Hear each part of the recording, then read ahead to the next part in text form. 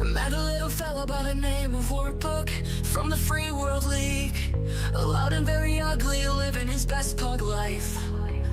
Had him dreaming of being a much warrior pilot, sitting on his grandma's lap and he's fighting compose. The boy was shy away from nothing. That's a jag. Warpug pointed at it. I don't think it's a cat. I think this person might be my dad. That's a battle master. Oh no, excuse me, my hand slipped and destroyed it by accident. Warpug destroyed me again. Warpug destroyed another lance.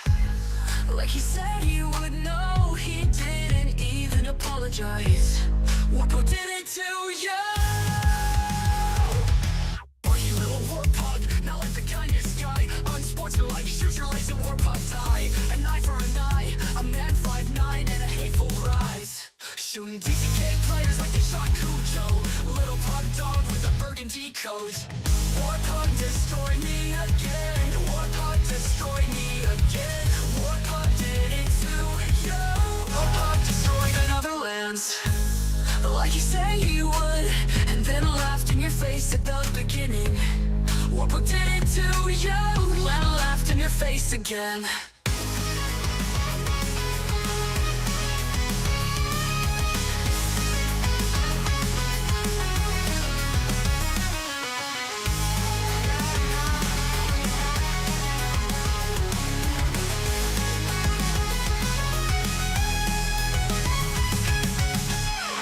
Like he said he would, and then laughed in your face at the beginning. Warpug did it to you, and laughed in your face again. Good times rhymes with war crimes, war pugs, and this is gonna have a lot of them, so brace for impact. Like he said he would, and then laughed in your face at the beginning. Warpug did it to you, and laughed in your face again.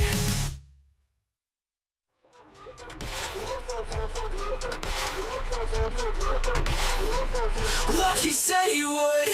No, he didn't even apologize. Warpug did it to you, and laughed in your face again.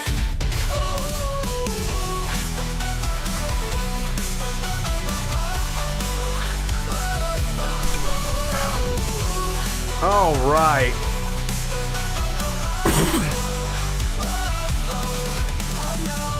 Guys, seriously, Sven Vanderplank is here. Guys, look, I know the slogan of this channel is good times rhymes with war crimes, but oh my good God almighty, the first Secession War had more than enough. Like, look, I understand, I get it. But can you please tell me why? You are the Federated Sons, and you're launching an attack on the Steiners who are defending against the people who are currently just beating the crap out of you. Can you please tell me why you're nuking your own planets? I don't understand this. It makes me question everything. But now, we are on to Part 2, Secession War Part 2 Electric Boogaloo, now in stores, and now with enhanced copium. Guys, okay, let's just get ready to get into it here, okay? Let's get ready to get into it.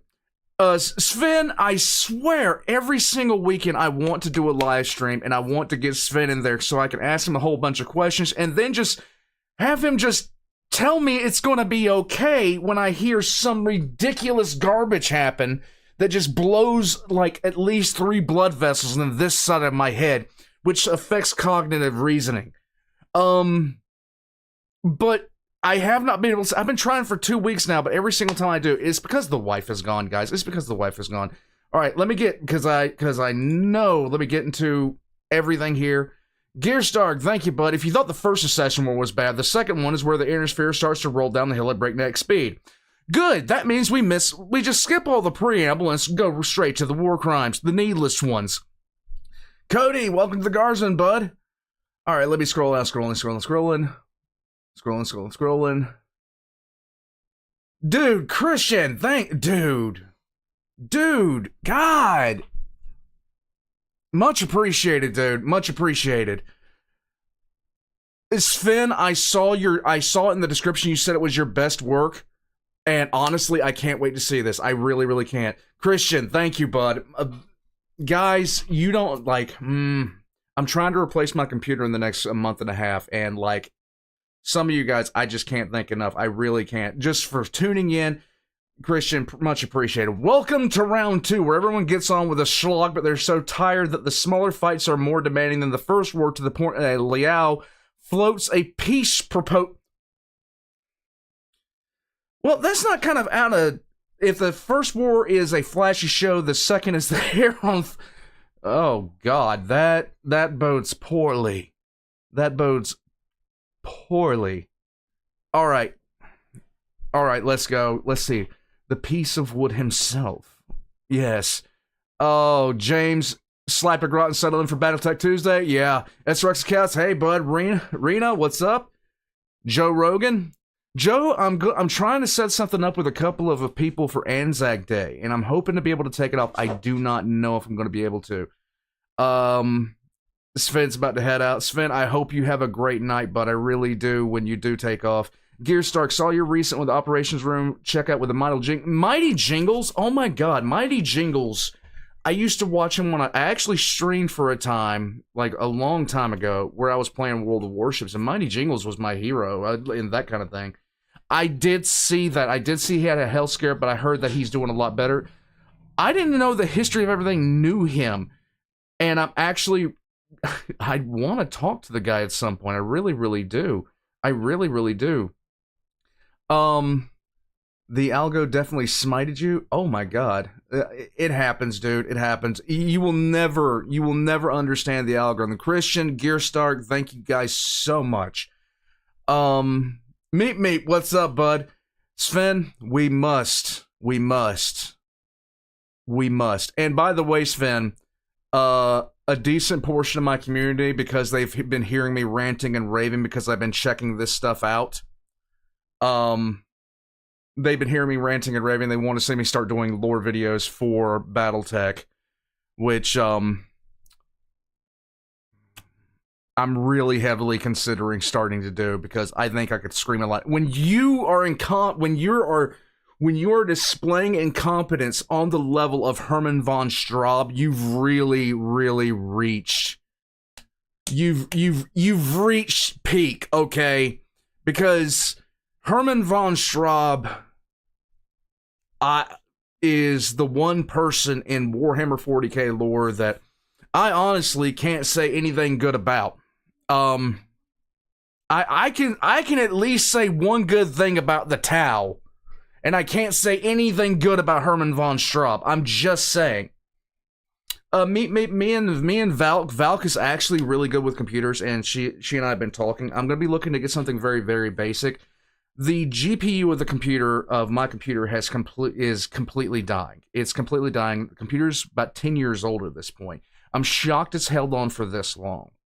I'm gonna get something that I can upgrade with a decent processor that I can do a lot of upgrades to. That's what I want to do here. Now, we're gonna do this in 2 parts, because just the way things are going. The Hospitaller is going to be back in town. So if you're on Patreon and memberships, you won't be seeing any new upload. Like, you're going to be seeing a bunch of uploads on Thursday, but, I mean, yeah, Thursday. But I'm mainly going to be getting things ready for her to come back. She's bringing home some eggs from her grandmother's, and we're going to hatch them here, and it's going to be a lot of fun. Doomslayer versus Kenneth, why? No, Epic. There's one good thing about the Tau is they taste good with butter and, salt, pepper, and garlic with a side of potatoes, okay? I'm just saying.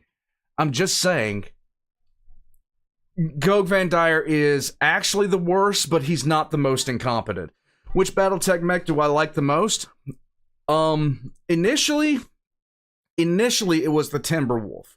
initially it was the Timberwolf, but after checking out something like, and that's just my 2003 playing Mech Commander for the first time ever thoughts on the matter. But it became the Rifleman, and then it has pretty much stayed the Rifleman, and I'll tell you why. I just don't quite understand why it's the Rifleman. It just is the Rifleman. I'll get chicken riding as the pugs next. I don't know if that's going to happen. I really don't, but we'll find out. We'll find out. Yes, because gun. And the Urban Mech is a close second, because anytime you take a trash can, throw Oscar the Grouch into it, and put an AC-20 on it, I'm automatically a fan, okay? I'm automatically a fan. And, like, oh god, what was the other? It was from some kid show back in the day. You know, where all the Hollywood stars that are currently undergoing immense amounts of therapy got their start in. And we never heard of them again. Avalon. X in chat to try to convince Avalon to let Sevatar go. Guys, yeah, the Hunchback is awesome. Guys, Sven Vanderplank, this is, by his own statements, this is the best thing he's done. And anytime somebody says something like that, I automatically want to see what they were up to, what they got done, stuff like that. For me, for a long time, when I look back at all the lore videos that I've done, and God knows I did about 50 of them, I'm wanting to get back into them badly. I really am. When I look back, the Latara video was my favorite, period. Followed up by the Herman von Straub, because I can't get over that. I can't get over the amount of fat jokes I did in that. So I'm hoping that Sven continues making things, continues putting out like this. This is, oh my god, what is there to say about this? This is just the kind of lore that I like. I love timeline based. I love to know the full cost of things, but I've been rambling for too damn long. Let's get into this. Let's go. The second Secession War, my god.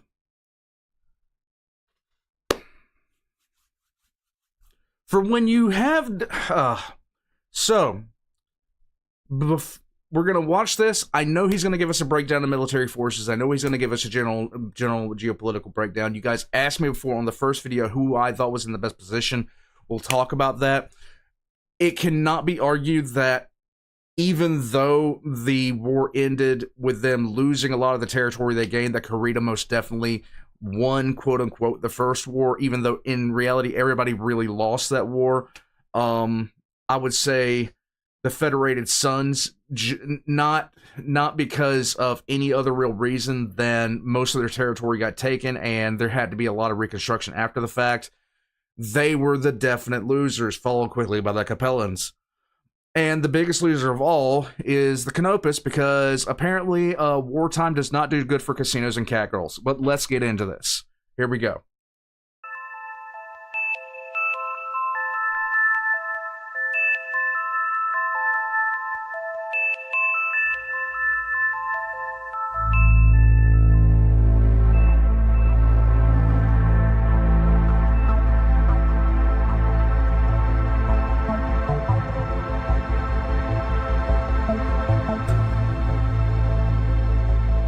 Jerome Blake, Prime Administrator of Comstar and celebrated hero of the Star League Civil War, and the premier leader of all Amish, collapsed on May 11th, 2819, during a meeting of the Comstar First Circuit. Long suffering from health conditions attributed to wounds sustained on Lyron while fighting to liberate Terra alongside Alexander Kerensky, his fall did not immediately raise any alarms. Released from hospital the following morning, just 3 days passed before a grave illness took hold of him. A thorough medical examination revealed the severity of his condition, and the prognosis gave him just a few days at best. Hey Black Wolf family. That evening, the First Circuit gathered at Blake's home amidst the Green Mountains of Vermont, ostensibly to pay their respect. I knew he was Amish. I told you guys. I told you. They took a break from furniture making. But the gathering more closely resembled a wake of vultures. Among them were the chief administrators of New Earth and Lyron, Hermann Schweppes, and Blake's longtime companion, Konrad Avalon, Toyama. awesome. Schweppes. Wait a minute, hold on. I missed that picture because Avalon told me she got an editor. Let's go. Examination revealed the severity of his condition, awesome. And the prognosis gave him just a few days at best. That evening, the First Circuit gathered at Blake's home amidst the Green Mountains of Vermont, ostensibly to pay their respects, but the gathering more closely resembled a wake of vultures. Among them were the chief administrators of New Earth and Lyron, Hermann Schweppes, and Blake's longtime companion, Hermann.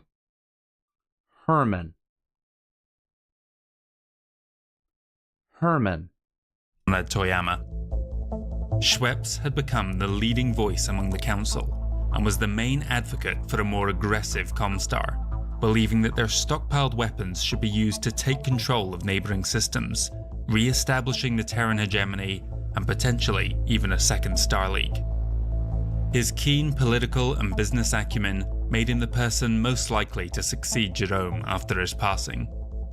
Toyama, by contrast, once a close confidant of the Prime Administrator, had become increasingly distant. To outsiders, his relationship with Blake appeared more strained with each passing year, a rumour that was no doubt purported by his political rivals. Though Blake's condition had robbed him of his health, it had not dulled his mind. Also present at his home was Michel Dupree, chief of Comstar's internal security agency, ROM. Personally loyal to the Prime Administrator, a source of great contention among the First Circuit, together they conspired to change the course of history. Okay. Dupree agreed to lend our agency's full support to whosoever Blake should name as his chosen successor. Toyama was the last to be called to Blake's bedside, and the two spoke for 3 hours in isolation. Dupree swept the room for bugs ahead of him to ensure their secrecy. Jerome confided in Konrad his fears that Comstar would not long survive him, especially if Schweppes began moving openly, drawing the attention of the Successor Lords. The Great Secession War in 2819 had been raging for more than 3 decades, claiming the lives of tens of billions. This abhorrent loss of life and the corresponding massive decline in technology had radicalized the Prime Administrator. Though some form of ceasefire seemed imminent, nobody truly believed a lasting peace would hold, as animosity between nations and peoples had only grown during the war. Blake feared that if given the chance to rebuild, humanity would be doomed to repeat the same apocalypse within the next 3 decades. And so he charged Toyama with a terrible duty. Rather than allow the successor states time to rearm, he would instead work clandestinely to ensure the war was resumed as soon as possible. In this second succession war, the destruction of mankind's most dangerous weaponry was to be prioritized, until hopefully they lost the ability to wage interstellar war altogether. Only then would Comstar step forward as a bastion of knowledge, and through them, mankind... All I can sit here and think about... Okay, so there's a video of 3 cats, and the two cats are sitting back to back, and there's a cat sitting up on a shelf, and the cat up on a shelf reaches down and slaps one of the cats, which turns around and attacks the cat behind it. Blake is doing that right now, okay? Space AT&T is doing some nation building, okay? Oh my goodness. Sven, I know your pain, my guy. Like, I was sitting there trying to read the Siege of Terra series, and it was a massive nightmare.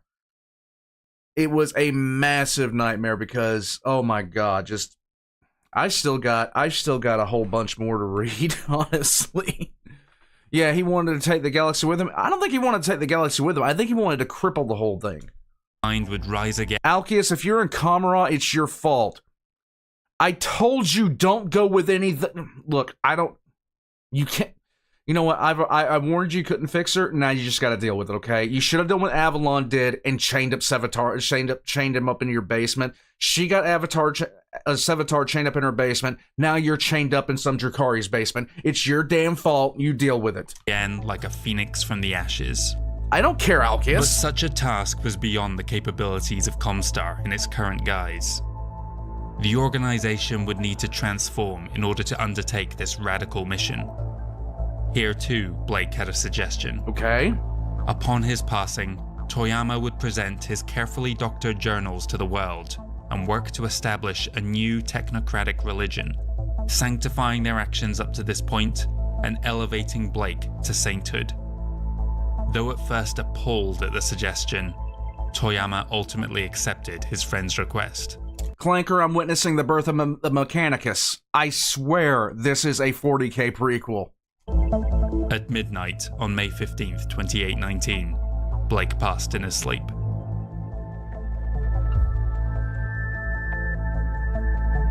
All hail the great Amish.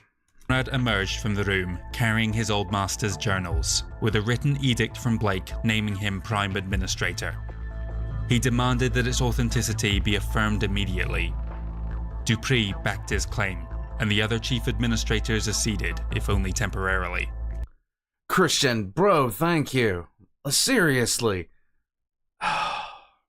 What would Adama do if he came in with the Galactica? The reimagined version, the one that could actually take a couple of new kits, team up with Currency and cancel the phone plan?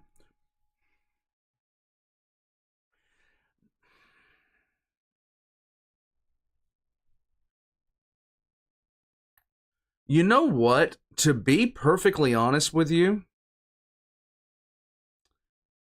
I don't know if he would. I don't know if he would team up with Kerensky. I'm pretty sure he would actually go to the Lyron Commonwealth. If I'm thinking about it, if I'm honestly considering it, he would go more to the Lyron Commonwealth. Because that's something more approaching what he's used to. And what he would understand more.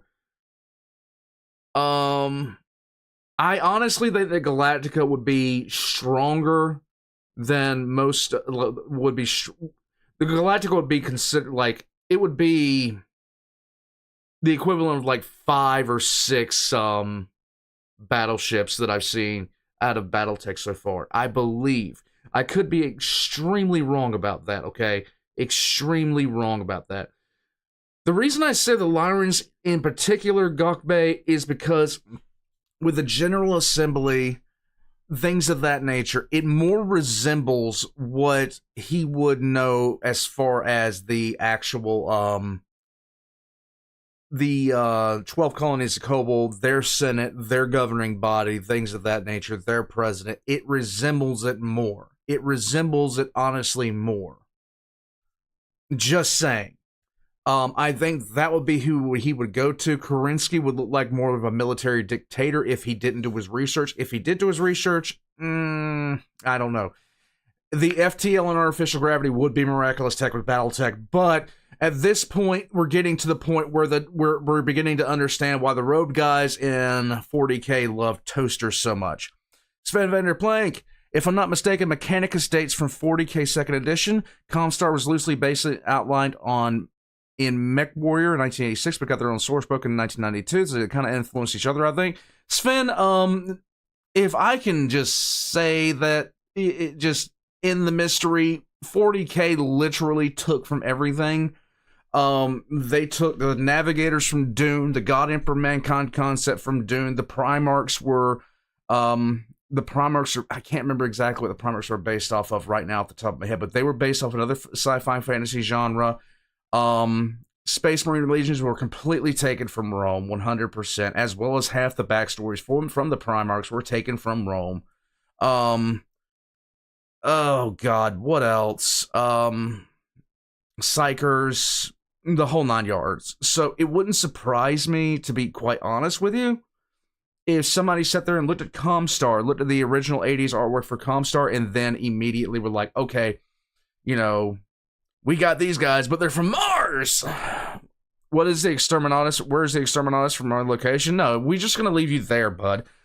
Yeah, Battletech is no different. I mean, it's Piers and Cirque. Oh, to be quite honest with you, I've often said that 40K was a parody until right around 3rd edition is really when it started to come into its own. Right around 3rd edition. That's when it stopped being funny and we stopped getting characters like Obi-Wan, Sherlock, Clouseau. And that's when we stopped getting characters like that and started getting more serious characters.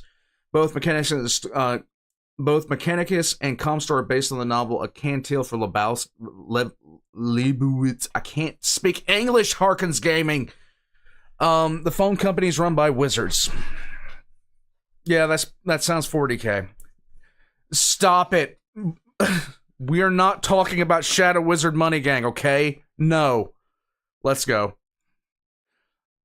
Of course they kept Marbo, Captain Commander, because Marbo does not get retcon. Marbo retcons you. But tensions soon grew, reaching a crescendo when the First Circuit next met in July. Hermann Schweppes took to the floor to outline his plan to conquer the Inner Sphere by force of arms, part of which involved placing Rom under the control of the First Circuit. Oh yay. His proposal had support from several among their ranks, but Toyama would not countenance it, instead demanding his resignation for flagrantly undermining Comstar's neutrality.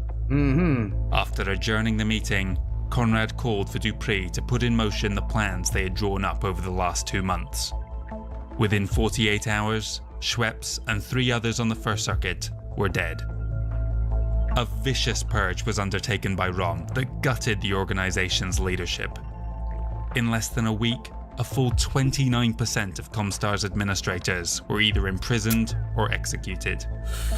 Some fled Terra and made contact with Davian agents on CAF, where they were offered asylum within the Federated Suns, but pressure from Comstar soon saw them turned over.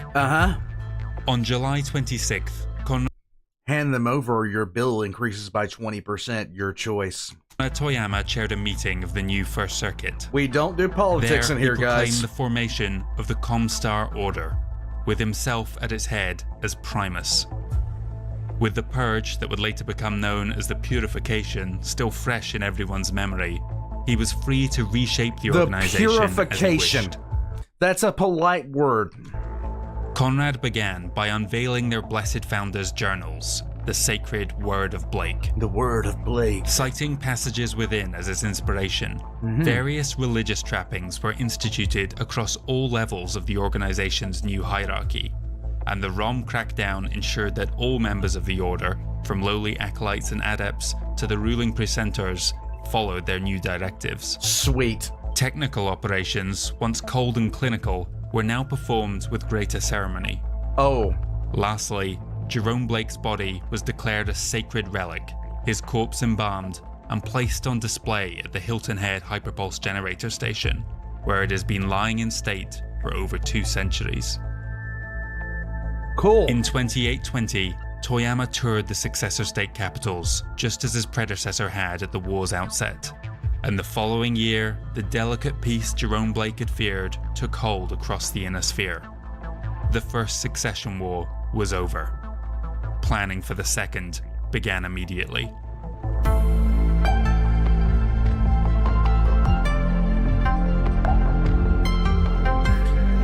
Oh God, that's a hell of an intro.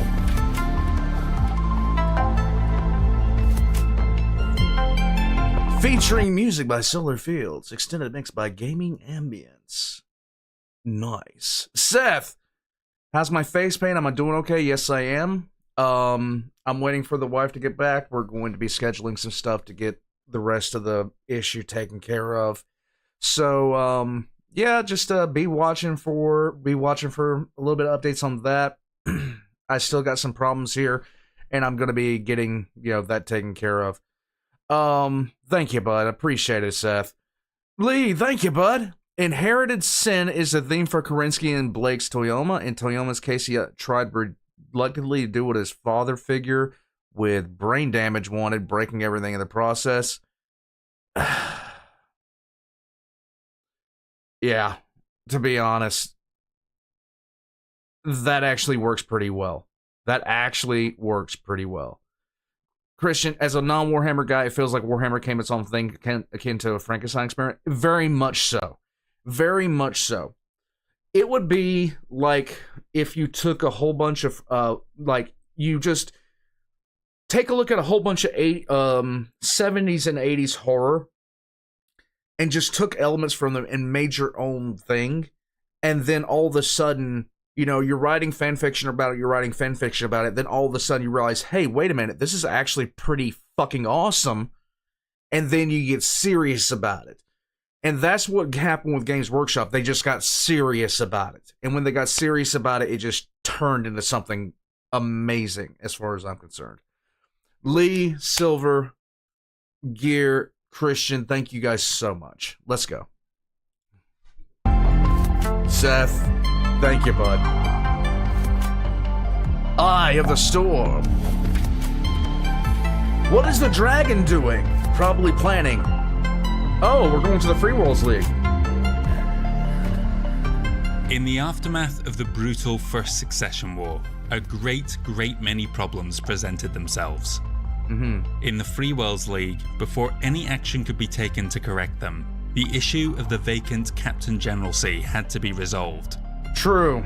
The glorious Smug has departed. Thaddeus Maddock had been killed in action in one of the final battles of the war. A senseless death, given that his posthumous victory was rendered null and void by the Beller Accords.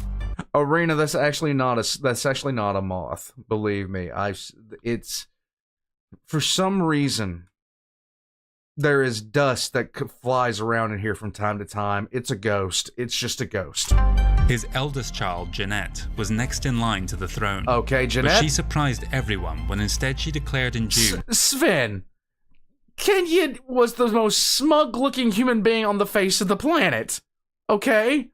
There was so much about that face. It was the most punchable, uppercuttable face I've ever seen. Just the self-satisfaction of this guy.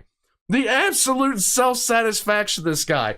You could just tell he wanted to tell you all about everything that he was that was better than you. Okay? The dude called himself the Eagle. He generally walked... Oh my god. Like, oh god, that guy, like, he just couldn't wait for you to talk about something you were good at so he could tell you something better. He was literally Bono from U2, okay?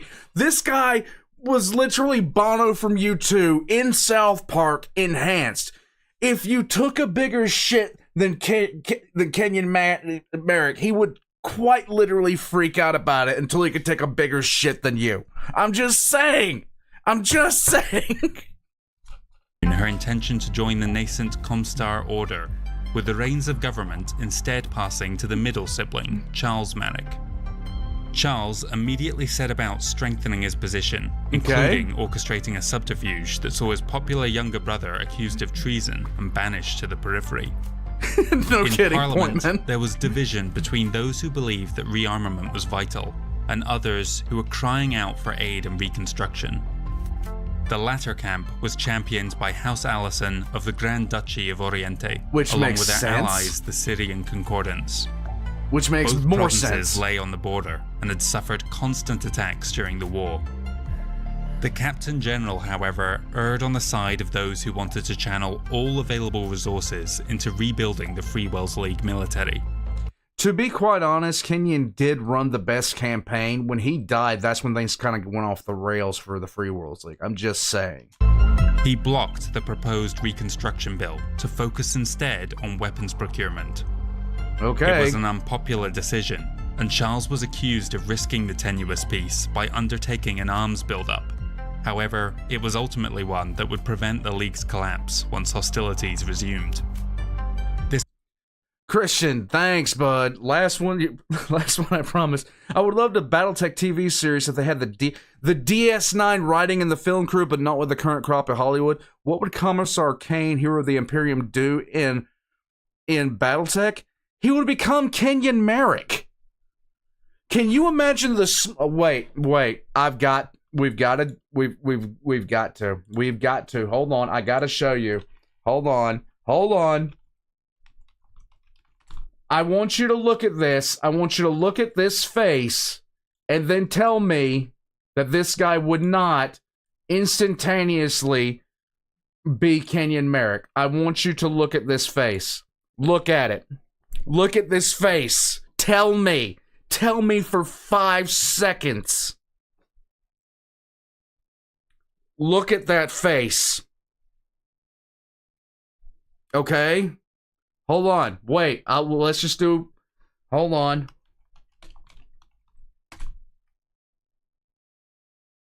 Hold on. I got you guys. There we go. Look at that one. Look at that one. Look at that one. I see no difference. I'm just saying. I see no difference. I mean, it's just a nitpick, but damn. Okay. Thank you, Christian, man. Really do appreciate it. I swear to God. By the other successor states, affirming the belief that none expected the peace to last. Before leaving the First Secession War behind for good, we'll take one last look at the Great House militaries in 2821, at the end of that terrible conflict. The 2820s were a decade of rebuilding for the armies of the Inner Sphere, so it's important to understand where they had been left. Right. They had begun the war in near perfect condition, with all the spare parts and munitions they could hope for, but they had been completely gutted by 3.5 decades of attrition. There are no surviving records for conventional forces, Christian. among which the infantry were especially hard hit by the flagrant use of chemical weapons. But we do have numbers for the frontline battle mech regiments, from which we can... Warpugs, hit X in chat to send a quarter to Alcius so he can call someone who cares. Because you did this to yourself, my guy. You did this to yourself. I told you, don't start flirting with dark elf women. It's a bad idea. I don't care what the hentai said. Don't do it. Okay? Dude, you still winked at her. Can extrapolate a loose idea as to the condition of the other branches. Reviewing the figures, it becomes clear just how close some of the successor states were to a complete collapse. The Draconis Combine mustered soldiery began the war with 146 battle mech regiments and raised a further 9 over the next 35 years. On the surface, they had lost 22 regiments, plus a pair of Sword of Light units that reformed twice over, to bring them down to a total of 133 at war's end. But counting losses within the surviving units show us that overall, the DCMS lost almost exactly 60% of their battle mech strength, the surviving regiments averaging around 44%, or 4 companies. Now this, guys, in order to kind of understand how just severe this is, okay, to understand how severe this is, modern military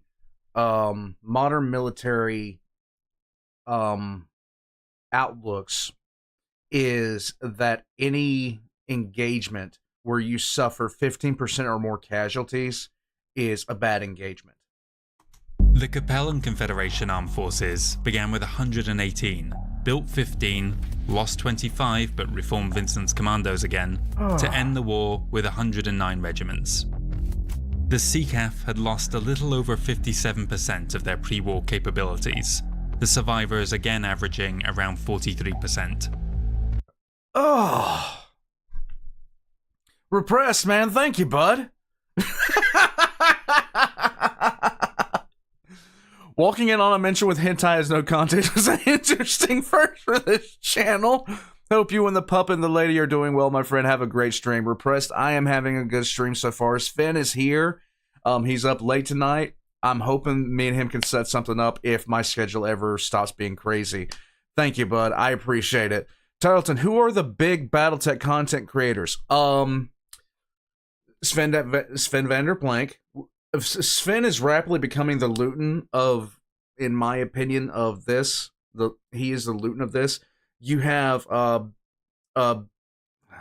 was, oh god, big red 40k tech, which I have not been able to contact.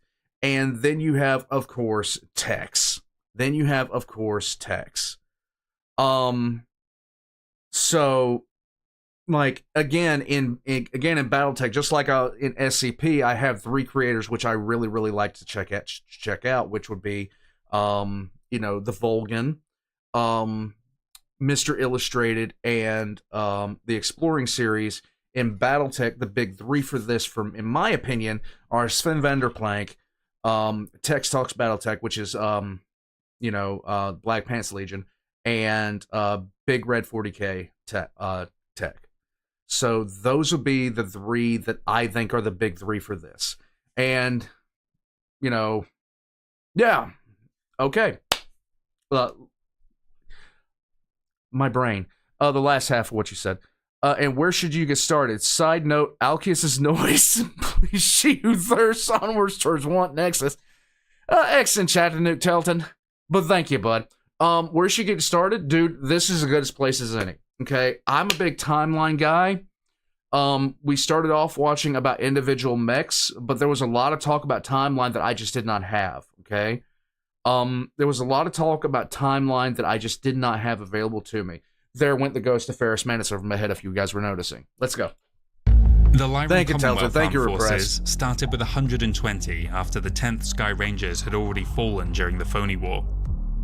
They constructed the most of anyone at 18, and also privatized the stealths. Sweet. The LCAF lost 8, including the 2nd Lyron Guards twice, ending the war with 131 regiments, the only realm to have more than they started with. Right.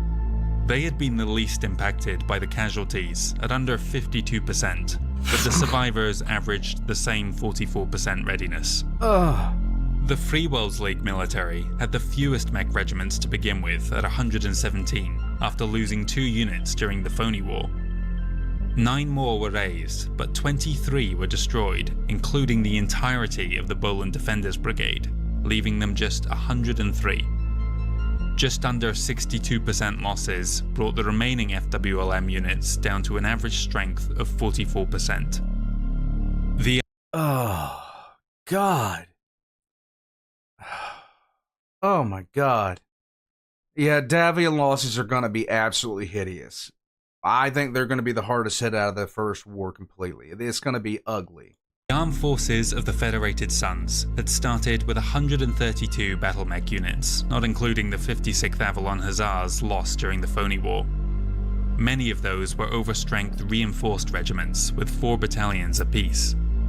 13 new units had been added to the rolls, primarily in the form of military academy training cadres, but an abysmal 34 had been destroyed, leaving them 111. They had lost more than 62%, the worst of anyone, but the survivors were just fractionally better prepared than their neighbours, at over 47%. The use of mercenaries increased substantially during the First Secession War. Few of these were fanatically loyal and unlikely to continue fighting for a doomed cause, but at the same time, there were just as many units of questionable loyalty within the regulars.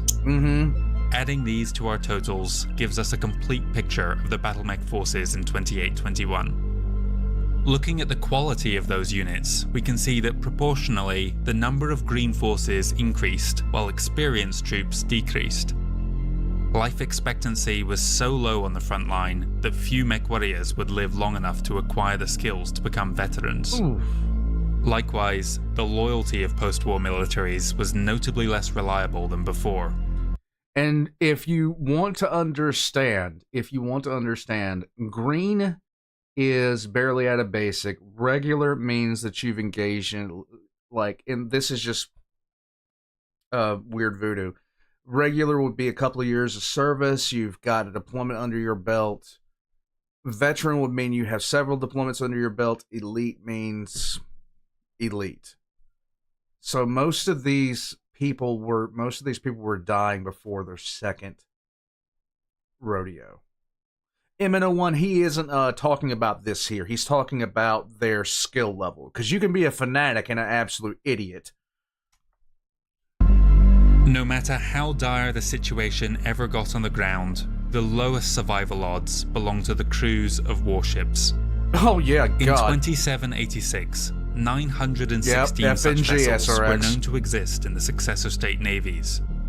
A handful had already been lost during the Phony War. In total, just 75 were still in service in 2821. Oh my God! The chances of a warship and her crew making it through to the end were a tiny 8%. Besides those few survivors, Comstar had hidden an unknown but likely small number at secret locations, and in the periphery, just a single barely functional hulk still lingered in the Hades cluster. That is a number that, like, oh my God, I keep on pausing it, but I'm pausing it for good reason. 8%. Like, that is a 92% casualty rate if you were in a warship.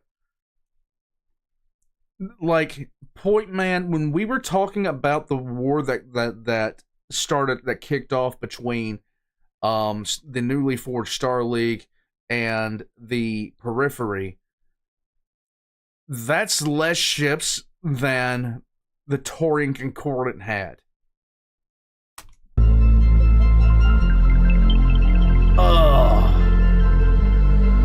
In the Draconis Combine, Coordinator Jinjiro Kurita found himself unqualified for the task of rebuilding his battered nation. Wait a minute, no. Oh God, I keep on pausing this, but jeez. Thunderclap Sasquatch, thank you, my guy. Really? This asshole finally found something he couldn't do? I guess basically screwing your own nation out of being able to win a war that it had practically won is your only true good talent, you prick. Very much a wartime leader, he struggled to handle the more mundane elements of government, turning instead He's not even to his a good half-brother, wartime Zabu leader. Kurita. The relationship between the two was distinctly atypical, one that could only have arisen in a realm like the Combine that places such emphasis on martial prowess and demands high respect for one's elders.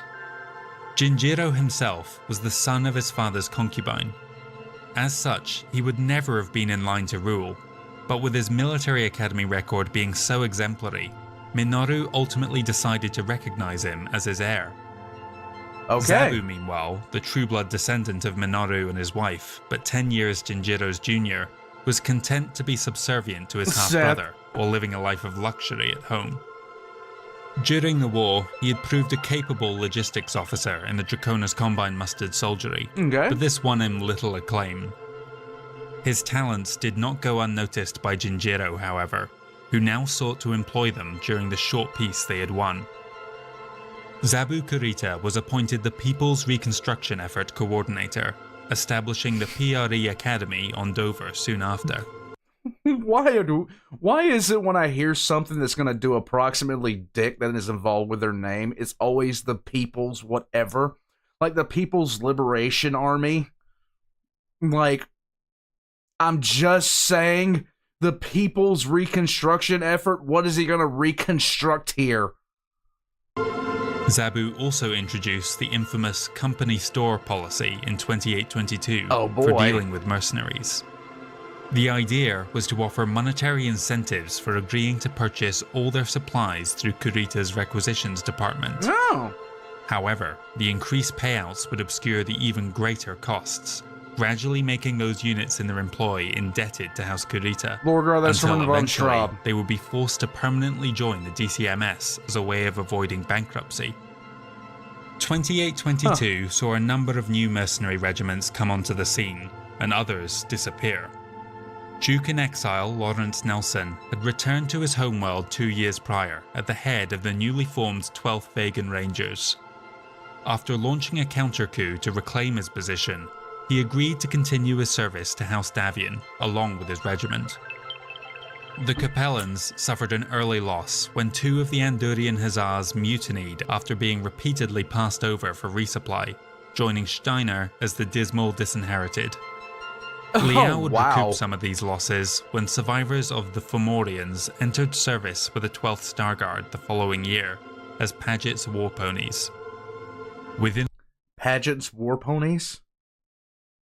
Friendship is magic, and magic is heresy. the Free Worlds League, Cilicia's Defiants were very nearly destroyed by a then unknown attacker. We know now it was a covert raid by the Capellan cuirassiers to weaken their opponent ahead of the outbreak of war. Pink flying unicorns of death. First Prince Paul Davian was another who was spreading his responsibilities among trusted family members. His brother Sven says Kurita is his favorite, but he wouldn't want to live there. You find it fascinating to see how one culture can create both the best and the absolute worst. And to be honest, Kurita was doing the absolute best out of everyone in the First Secession War until the guy running it died. And then the guy who took over promptly screwed it all up. I mean, there we go. Peter was highly placed in the military, Hi, while Peter. his brother-in-law Lord William Stuart was a strong political supporter. Discourse was already breaking down between the Capellan Confederation and Federated Sons. In October of 2822, ambassadors arrived on Cyan to discuss terms for a prisoner transfer. Chancellor Ilsa Liao demanded a high price to release her captives, and threatened that if they did not pay, she would order their death. Her guests balked at the initial offer and tried to negotiate a lesser sum, but to no avail. On Christmas Day, Ilsa tired of their stalling. 20 POWs were marched out and executed, among them 2 generals and a high-ranking marshal. The First Prince eventually caved on January 30th, dispatching 2 jump ships laden with goods to buy the freedom of the other hostages. Wow. The whole ordeal soured any chance of a post-war working relationship between the 2 states right from the start.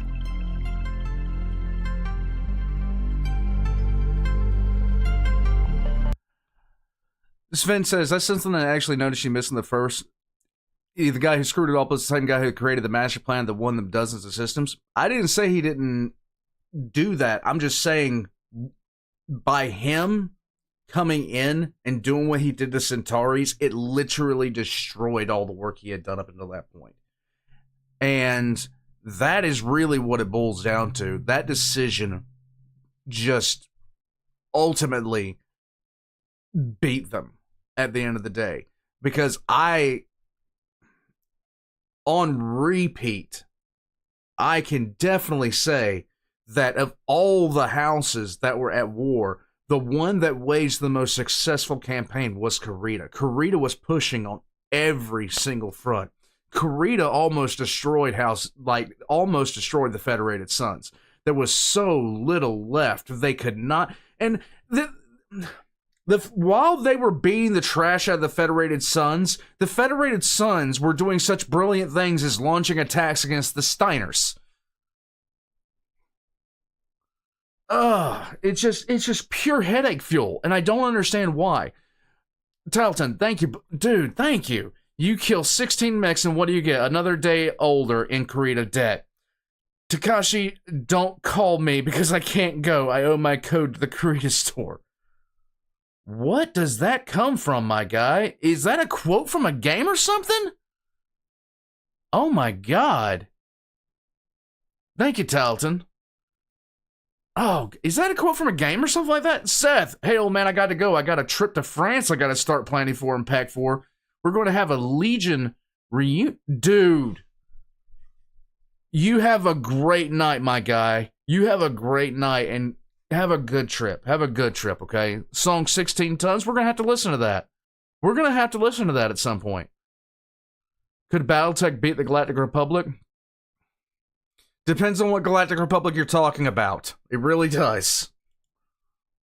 Thank you, Seth. Within Thank you, the Lyron Talon. Commonwealth, Much the appreciated, Estates guys. General My God. reconvened in 2822 for the first time in over a decade. One of the key points of discussion in government was Konrad Toyama's decision to increase costs on using the HBG network. The organization had just unveiled their new sigil, and their religious metamorphosis was making those around them wary.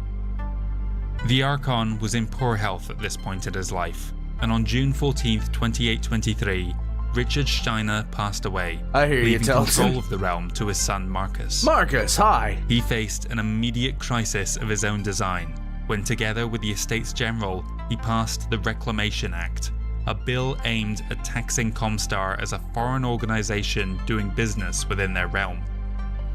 In its entire existence up to this point, Comstar had never overtly taken a stand against one of the successor states. Oh boy. The emergence of ROM had shown that they were willing and able to resist any attempts at espionage against them, but no one foresaw how Toyama would respond to the Reclamation Act. On October 3rd, 2823, in a first for the Holy Order, he declared the interdiction of the Lyron capital Tharkad, cutting it off from the HBG network and the wider inner sphere. Coming at a time when the Lyron Commonwealth was frantically trying to organize its recovery efforts, the interdiction had disastrous ramifications. So much power was centralized on that one planet that their already unstable economy was thrown into the lurch. The Lyron Intelligence Corps also had their work disrupted at a time when a resumption of hostilities seemed probable. Coming so soon after the end of the First Secession War, their neighbours were not in a position to take advantage, but the successor states did learn from this unwelcome revelation several key lessons. First, they had wildly underestimated just how much control Comstar had over them by being the sole provider of interstellar communications. Having to rely on jump ships to physically carry messages was simply not practical, especially given their recent scarcity. Second, they saw that the centralized way their governments were structured risked opening themselves to new dangers if anyone were daring enough to attack a capital's HBG directly.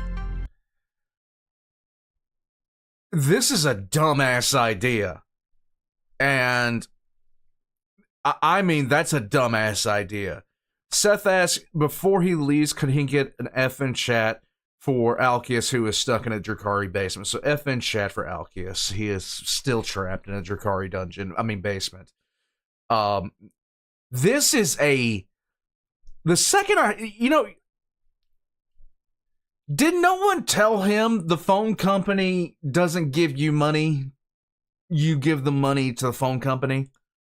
The trappings of feudalism had been in evidence within the Inner Sphere for many centuries by this point, but now more than ever there was a push towards regional command and control, each nation adopting a more feudal system of government.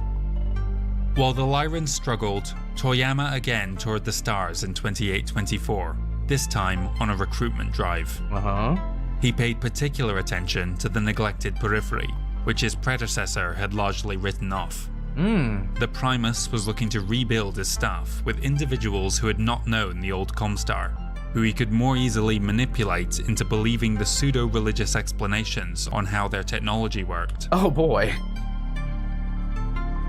Marcus Steiner held firm against Comstar for as long as he could, but increasing pressure from those around him eventually forced him to concede defeat in the autumn of 2824. Toyama ordered the interdiction lifted 72 hours later, 400 days after it had begun. Their triumph over the Lyron Commonwealth was celebrated among Comstar's First Circuit. No kidding. They had proven themselves capable of standing up to the might of a successor state. The Primus had achieved everything he set out to with the interdiction. Buoyed by this victory, Konrad Toyama began formulating more sinister plans. Before the decade was out, his manipulation of events behind the scenes would plunge humanity into the bloody inferno that was the Second Secession War.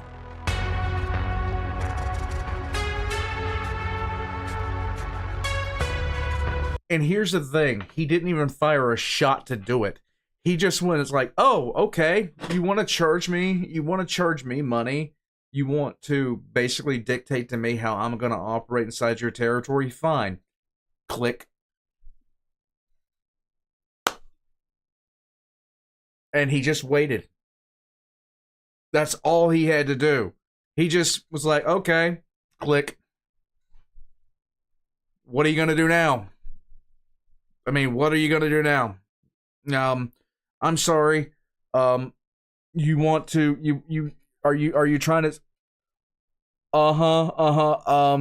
my response is go fuck yourself. It stays off. And that is all he had to do. He didn't have to say anything else. Lee, listening to the old man rant at Steiner, knowing what happens next. Lee, oh boy. Yeah, let's go. Thank you, Lee. Oh my God. Oh boy. I don't know, Kenneth, but I doubt it. Echoes from the past. Guys, thank you guys so much for pointing me in this direction. I swear to God, learning about Battletech, for me as a franchise guy who likes learning about like the deep lore of things, with this deep breadth of lore, this is the real ride for me. It is so much fun. Hold on a second. The wife is calling.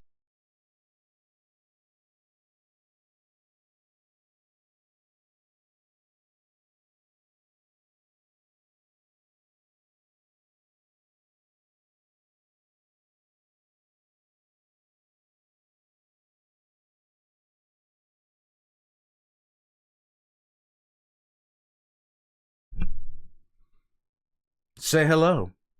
Hello. Yes, the wife is still in Florida. But I am coming home Thursday night. She's bringing chickens. Well, just the eggs. She's bringing chickens. Eggs are just chickens that haven't come to realization yet. The incubator arrives on the 18th. Mm-hmm. We will have chicks very soon. And she's going to be filming it too. She's going to be putting together her own channel. Yep. I'm going to have my Sussor Supernatural channel too. Red Eye, babe, Red Eye is asking if you're going to bring cat girls. Why would I bring cat girls? I guess that's a no, Red Eye. They don't sell those in Florida. They apparently don't sell cat girls in Florida. Mad Mergen, she can't bring back cat girls if they're not in Florida, okay? I have not seen a single cat girl while I've been here. She hasn't seen one. Maybe they're hiding, I don't know. Then why go to Florida Chaos Night? Because there's other things in life other than cat girls. I know that's strange, but still. Eggs are compressed chickens. Yes, they are a zip file. They slowly get unpacked. Pretty much, if you think about it. Mm-hmm. Be careful of alligator eggs. Rena, if an alligator hatches, believe me, we're just not going. I don't think that the alligators are laying eggs in the nesting boxes of my grandma's chicken. One could surprise you. I mean, they're kind of high up. Alligators aren't known for jumping. Have you ever seen an alligator jump out of the water at a chicken? No. Okay. Then you don't know. I mean, where would the water be? Grandma's not by the beach. Who knows? Or by any bodies of water. Guys, I'm going to say goodnight to the hospitaler. She's about to go to bed down in Florida. She is going to be coming back up here, and she'll be up here on Thursday, which I'm waiting for. So I'm going to go ahead and hit this button right over here and say goodnight to her, and I'll be right back with you guys shortly.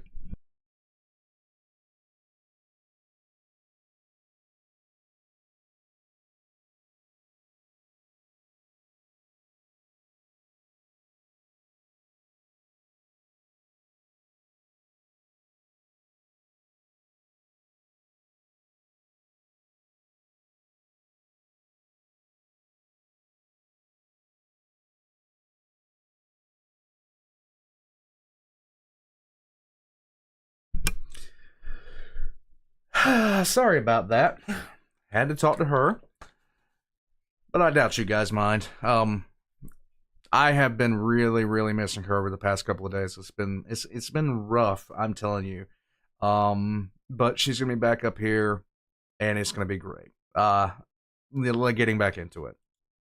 Hello, Hal Steiner again. In 2824, the Lyron Commonwealth Armed Forces returned what few surviving jump ships they had commandeered back to civilian control. Okay. This was done so on the condition that each vessel undertake at least 3 mercy missions to those colonies worst affected by the drop in inter-system trade. Okay. For many, this was too little, too late. More than one Lyron traitor cited the deaths of their family to starvation as the incident that had incited them to seek vengeance. Yeah. Like the other successor lords, Marcus Steiner believed that the war would soon resume. The Lyron industrial bases had been hit hard by enemy raids, hamstringing their efforts to maintain their military equipment. The Archon wanted to minimize the risk to these key assets, and so he ordered the relocation of as many factories as could be moved to safer regions away from the vulnerable borders.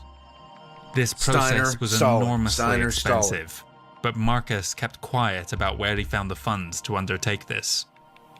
Upon taking office, he had discovered some embarrassing information about his predecessors. Throughout the latter years of the Star League, House Steiner had been embezzling huge amounts of money and pouring it directly into the royal family's coffers. Oh boy. Steiner's decision to use these cash reserves now would deflect some of the public outrage should this ever come to light, but also no doubt soothed his own conscience. Not all of the successor lords were so charitable. In 2825, Captain General Charles Marrick passed an executive order which redirected all fines issued for the sale of restricted items into his own bank accounts. Oh boy.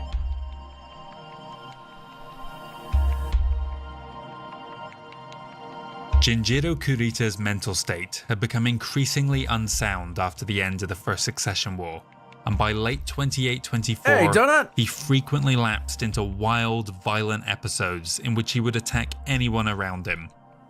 Knowledge of his condition was heavily suppressed by the internal security force. The coordinator did not feel able to step down, as he believed his half-brother Zabu lacked the authority to lead the Combine in a war, especially since he did not have the backing of the district warlords. Okay. Reviewing footage of his psychotic breaks, Jinjiro observed that even when he was in a murderous rage, his strategic mind never deserted him. Kurita concluded that he could best employ what mental capacity he had left if the war resumed sooner rather than later. To that end, he began planning what would become known as the Chain Gang missions. Oh god. Drawing from prisons and penal colonies, so-called unproductives would be used as a disposable tool against his enemies. Approximately 3 regiments of ad hoc forces were assembled, penal and equipped legions with battle mechs his military had deemed beyond salvageable. Oh god. In exchange for their freedom, the Draconis Combine would drop them across the border, where they would then proceed to cause as much destruction as possible and withdraw when challenged by the garrison. First targeted was the Federated Sons in December of 2824. As one does. Their primary objective was simply to disrupt any preparation that might be underway for a resumption of Davian's counterattack. A dozen or so worlds were hit, including the former Combine planet Udibi. Individual chain gangs were rarely larger than a company, and usually were wiped out in the first engagement. He welded them into the cockpits? Wow. Often, they surrendered as soon as they were able, not trusting the Combine to follow through on their offer of clemency. Yeah, no kidding. They were right to be skeptical, as no sooner had the dropships deposited them on planet, they headed back to their jump ship and departed. The armed forces of the Federated Sons offered them little mercy, still outraged about the Kintari massacre and death of so many of their citizens. Okay, come on, man. Come on, man. Use brain. Let neuron activate. You are pretty much hand-delivered a bunch of battle mechs. Now, they're in crappy condition, but they're still battle mechs. You're hand-delivered these things by Kurita, thinking they're going to hurt you, and they surrender to you. I don't care that they're prisoners and they're welded inside. They're surrendering. Let's just take the surrender and move on with our day, okay? Just take the surrender, move on with our day. Get like a a grinder and get them out of there, and then see what you can do about the battle mechs, because they're obviously walking. But no, we can't use brain power right now. Ironically, among the chain gangs were several who had served on that cursed planet, often imprisoned for failing to execute the natives. Oh! The AFF's response came swiftly when they briefly seized control of Shiant, only to withdraw after another chain gang mission hit them in June. DCMS. So they literally killed the ones that took mercy on their people. Oh god, that has to be... That sucks. That sucks. Raids had never completely stopped during the interwar years, as no peace was ever agreed upon. I doubt they even waited to listen to him. But this was the first time the Coordinator had ordered a series of attacks as part of a larger operation. To help stem the tide, Paul Davian elevated his uncle, Thomas Holder Davian, the mastermind behind the successful counteroffensive during the First Secession War, to the position of Field Marshal, and gave him complete control over the Kurita border. Oh, wait, we gotta go back and look at it. I'm pausing way too much, guys. I'm pausing way too much, but this artwork is still so damn good. A series of attacks as part of a larger operation. To help stem the tide. A demo of MA2 back when? What is this? Oh! Paul Davian elevated his uncle, Thomas Holder Davian, the mastermind behind the successful counteroffensive during the First Secession War, to the position of Field Marshal. How much does your day suck? How much does your day suck? Just a general question? And gave him complete control over the Kurita border. The raids would increase in frequency over the next 3 years, by which point the two sides were in open conflict. Some would argue that this marked the beginning of the Second Secession War, though the general consensus is that it wasn't until all fronts had become engaged that it truly commenced. Oh, okay. The marginal success achieved against the Federated is that it wasn't convinced Jinjiro to broaden the scope of the chain gang missions to include the Lyron Commonwealth. The ISF had been busy infiltrating the nation, sabotaging several efforts to rebuild their damaged factories.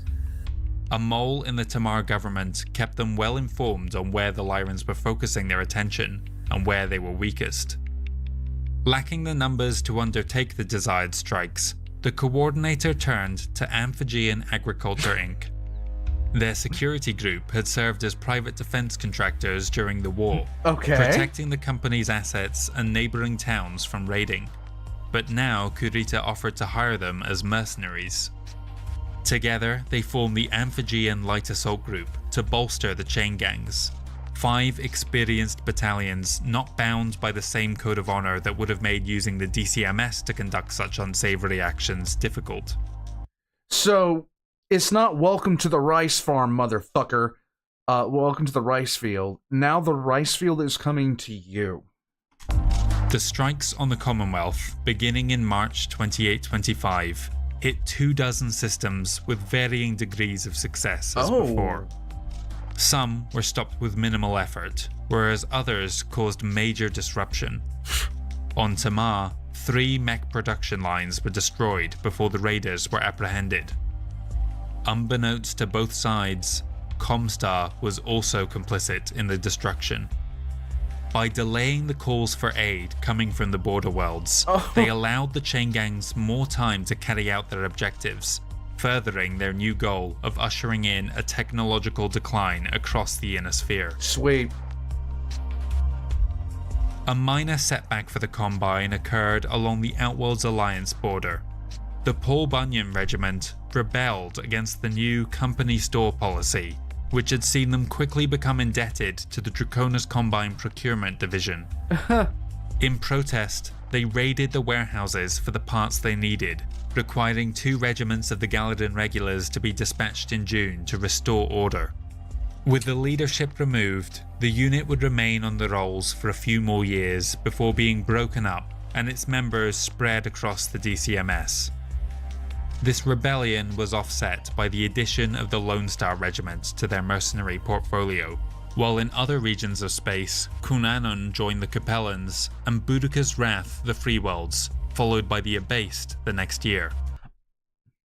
I love that merc name. Boudica's Wrath? If you don't know who Boudica is, literally they need to be making a movie about her. It would be rated R. Hard R. It would be horrifically bad. Jinjiro Kurita was paying no mind to the trouble on Slatus, however, because far more troubling news was coming from the opposite corner of the realm. The warlord of Razelhague, Taisho Munitori, was dispatching urgent messages to the capital that warned of an imminent invasion from beyond the Inner Sphere. On June 9th, an unknown force had appeared along the periphery border on the planet Svelvik. The local militia was handily dispatched by what appeared to be an elite force who seized food and supplies from the planet's stores and then promptly departed, only to reappear on December 17th at the prefecture capital Trondheim. There, the DCMS garrison was once again swept aside with ease, and this time the invaders ransacked the mayor's office complex, apparently searching for information. Learning the identity of this mystery attacker fell to the ISF, who consulted the records within Zabu Kurita's new PRE Academy. While reviewing the unit's markings, they uncovered a disturbing link. Their insignia was that of the Terran region Minnesota, and the only known unit on which said state appeared was the 331st Royal Battlemech Division of the Star League Defense Force.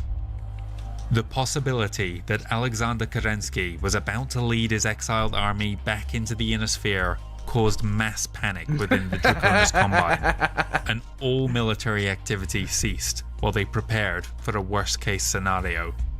In other words, bricks were shat. This gave the Lyron Commonwealth the chance to launch retaliatory strikes of their own. LIC agents had identified several targets of opportunity, and in May 2826, a battalion was dispatched to each. One of the heroes of the Lyron war effort during the First Secession War was the former Rimwell's officer General Raymond Hempstead. His efforts to retrain forces along the Draconis border in fast attack tactics proved a great success, as each raiding party returned intact. Ooh. Watching with interest events unfolding along the... What's going on with this Humble Bundle? What are you guys talking about with the Humble Bundle? Kiritan borders, Konrad Toyama was approached by the ambitious precentor of Barnard, Judy Cheney. Okay. She believed that Comstar Cheney could better pursue its goals if it had the ability to disseminate information among the citizens of the Inner Sphere directly. To that end, she proposed the creation of the Comstar News Bureau, a supposedly unbiased and impartial news network that could be used to stir the pot and hope. Huge Humble Bundle, source book for Battletech for $20 or 400.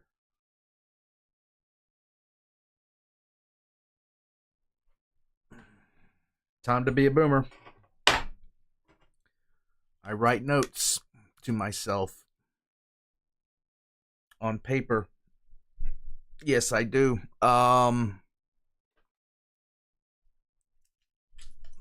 Oh, dude, if I'm gonna do lore, I need to get source books. I was thinking about doing it soon, just to go for some source books and look up some PDFs offline. But if I can get them, that's gonna be excellent.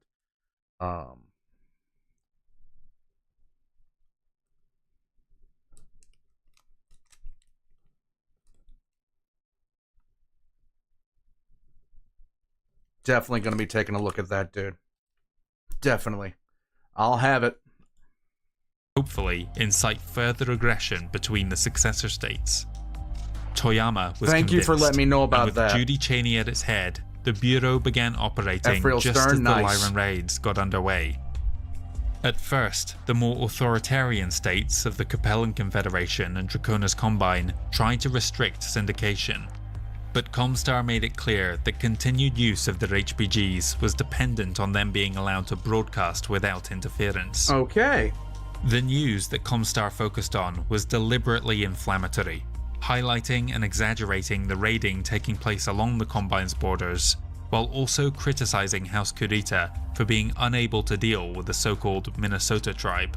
Oh. Their reports seem timely, as the suspected SLDF unit rematerialized at Jarrett on August 19th, again striking with near impunity.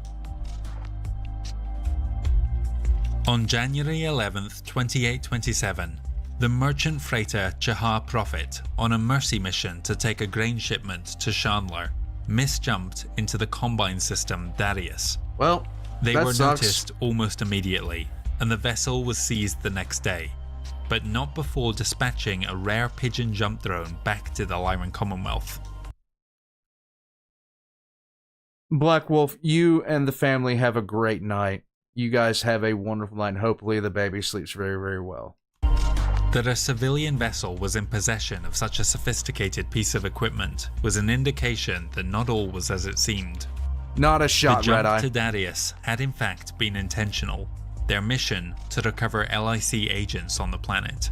Ooh. Rescuing the Lyron intelligence operatives was going to require a very carefully planned operation. Stepping forward to lead this expedition was Raymond Hempstead himself. Once again reforming the legendary stealth unit from the few survivors of the First War, 15 elite mech warriors with an average age of 63 were dispatched alongside an aerospace and marine support force to Whoa. recover Chahar Prophet and its occupants. On February 21st, LCS Yo Mama materialized in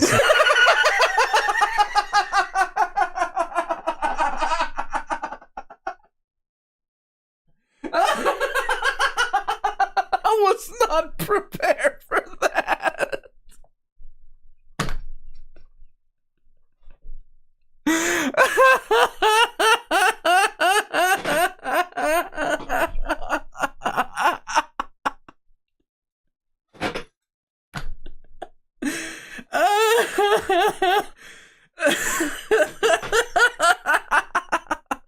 That's perfect. Oh God. Oh. marine support force to recover Chahar Prophet. That's the best bit of lore I have heard so far from this whole thing. And its occupants. On February 21st, LCS Yo Mama materialized in system with the So basically, this is the Fat Electrician's old and treacherous division on board the LCS Yo Mama. strike team making landfall 2 days later. A lightning raid was able to free the captives, Oh my recover the God. agents, and retake control of the commandeered jump ship, Dude. returning them all safely to the Lyron Commonwealth. Old age and bringing treachery. the people of Chandler the food supplies they had been counting on. Old age and treachery. The brilliant success of the operation prompted Hempstead to expand the stealths up to a full battalion. X in chat for the Just a stealth. couple This of is weeks awesome. after the Chahar Prophet incident, the Minnesota tribe appeared yet again on March 9th, this time at Richmond. There they struck with their signature precision at the new penitentiary filled with political dissidents. The Guard could not hope to stand against a unit outfitted with cutting-edge Star League equipment and were promptly disarmed. Lifting off-world with thousands of liberated prisoners, they departed as swiftly as they had arrived. Comstar by this point was as concerned about reports of the Star League's return as House Kurita, and attempted to track their movement through uncolonized space. Their last contact was on the Outworld's border in the Valentina system, after which all trace of the Minnesota tribe disappeared back into the periphery. And to this day, that is where the mystery ends. Despite the seemingly imminent return of Kerensky or his descendants, nothing ever materialized. The unanswered question is, are they still out there? Oh. In early 2827, Primus Conrad Toyama called for a meeting of the First Circuit. He was quite satisfied with the way the Draconis Combine was ramping up their aggression along their borders, but the rest of the Inner Sphere did not seem as willing to get embroiled in yet another Secession war. Yes, Red Eye. They To are. gently encourage them towards that goal, Toyama proposed Operation Divine Intervention. It was easy enough fanning the flames between Steiner and Kurita by leaking ISF activities to Loki through the Comstar News Bureau. Oh. But they also exacerbated the tension between Liao and Davian by reporting on inflammatory discussions within the Capellan House of Scions to the Ministry of Information, Intelligence and Operations. The Free Worlds League remained aloof, however. Toyama bided his time, waiting for an opportunity. In January 2828, Kuritan raiders launched a retaliatory strike on Chandler in retribution for their embarrassing defeat the previous year. This attack was doomed to fail though, as Hempstead's newly expanded stealths made short work of them. Nevertheless, as fear of the Minnesota tribe's return faded, the action... Is it just me, or do I think, or does anybody else think that the LCS could have made a mint if they had made a television series about the old and treacherous crew of the LCS Yo Mama going around and kicking the denizens of Kurita and the Merricks in the dick? Am I the only one who doesn't think that that would be a immediate hit on all? Like, it would just be an immediate success. Action along the borders increased again. Another mercenary unit, the Armored Combat Escalation Service, was taken on by Kurita to facilitate this. By the end of the year, the DCMS had begun raiding both the Federated Sun... Wait, what? Oh my god, and Lyron Sven. Commonwealth in earnest.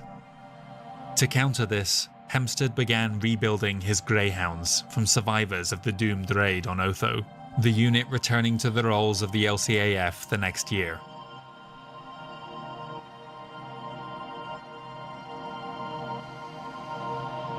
Relations between the Free Worlds League and Lyron Commonwealth had remained civil for the most part, but a situation on Wyatt was leading to them becoming ever more strained.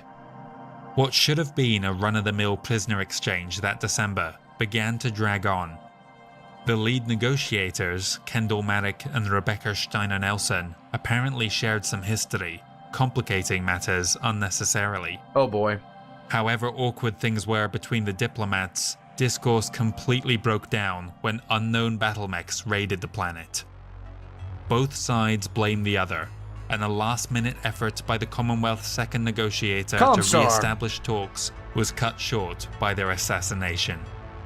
Whoever was behind those actions, war between the two parties was now all but assured. Comstar.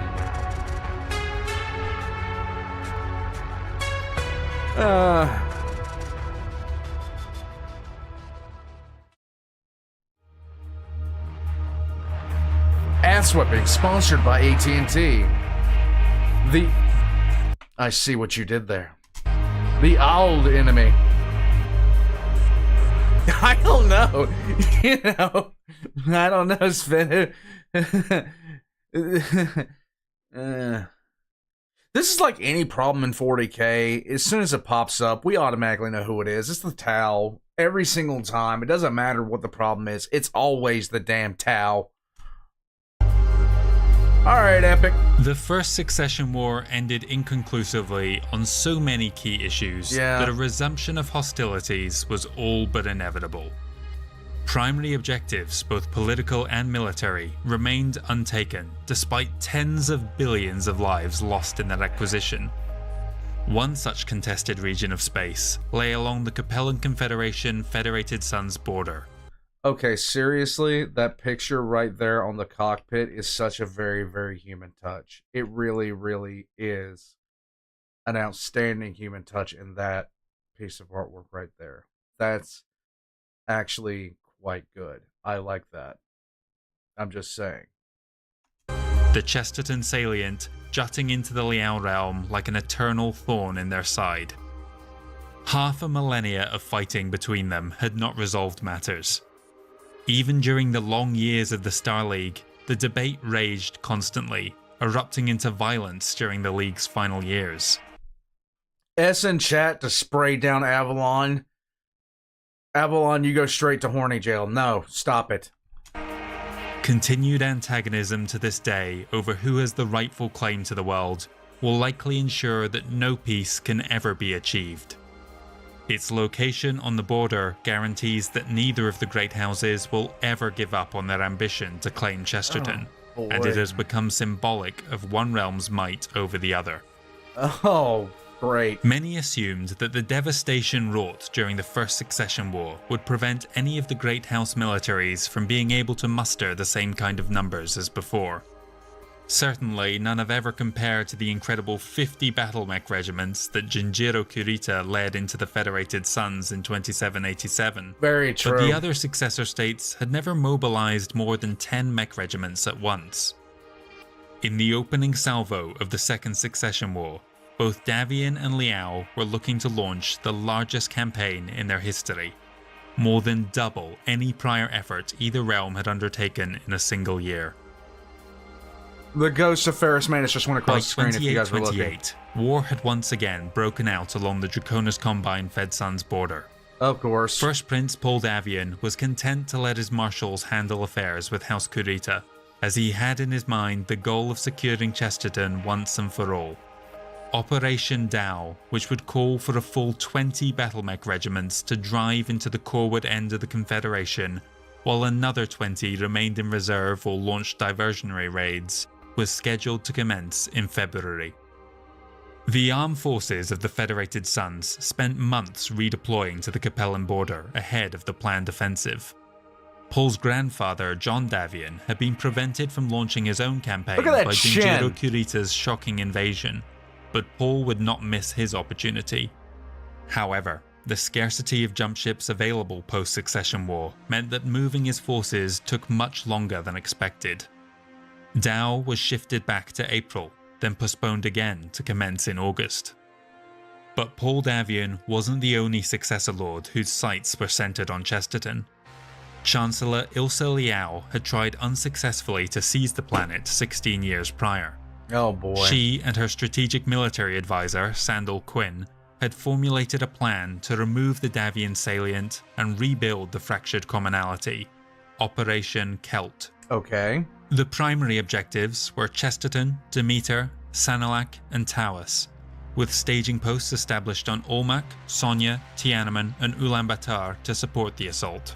Okay. So much of the First Secession War had been spent on the defensive for the Capellans, as the Free Worlds League cut vast swaths out of their territory. Yeah. But now that front was quiet, and House Matic showed no imminent signs of resuming the conflict.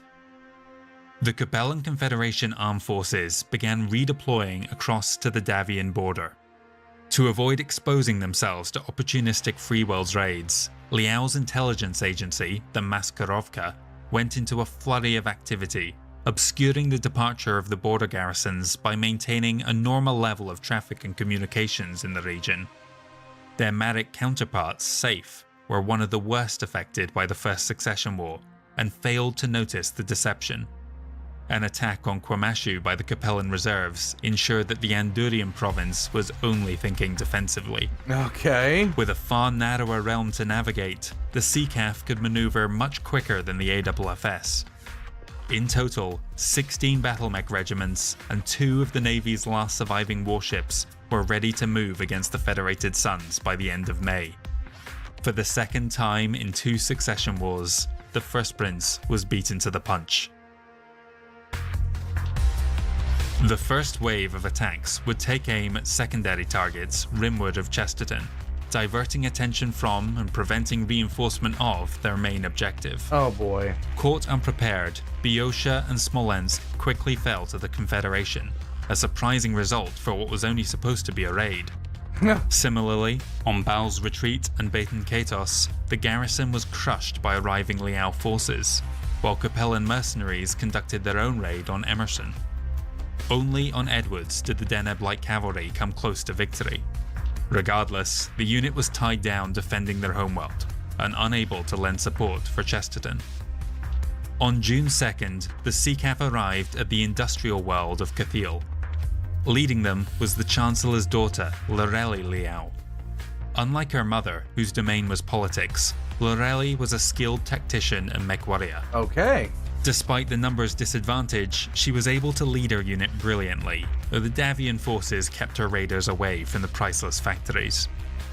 The same day they made landfall, more troops were arriving at Demeter to begin the main thrust of Operation Celt. The garrison, commanded by Damian Hassick, were quickly pushed into a retreat, little more than a battalion escaping from the encirclement.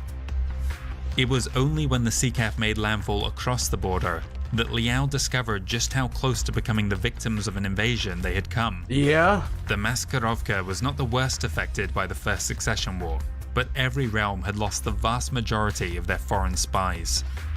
To prevent any sort of counterattack, Quinn's army continued to expand their raids, this time hitting Mendham, locking down another 2 regiments. The invasion of Sanilac and Tawas followed, and it's here that things began to turn ugly.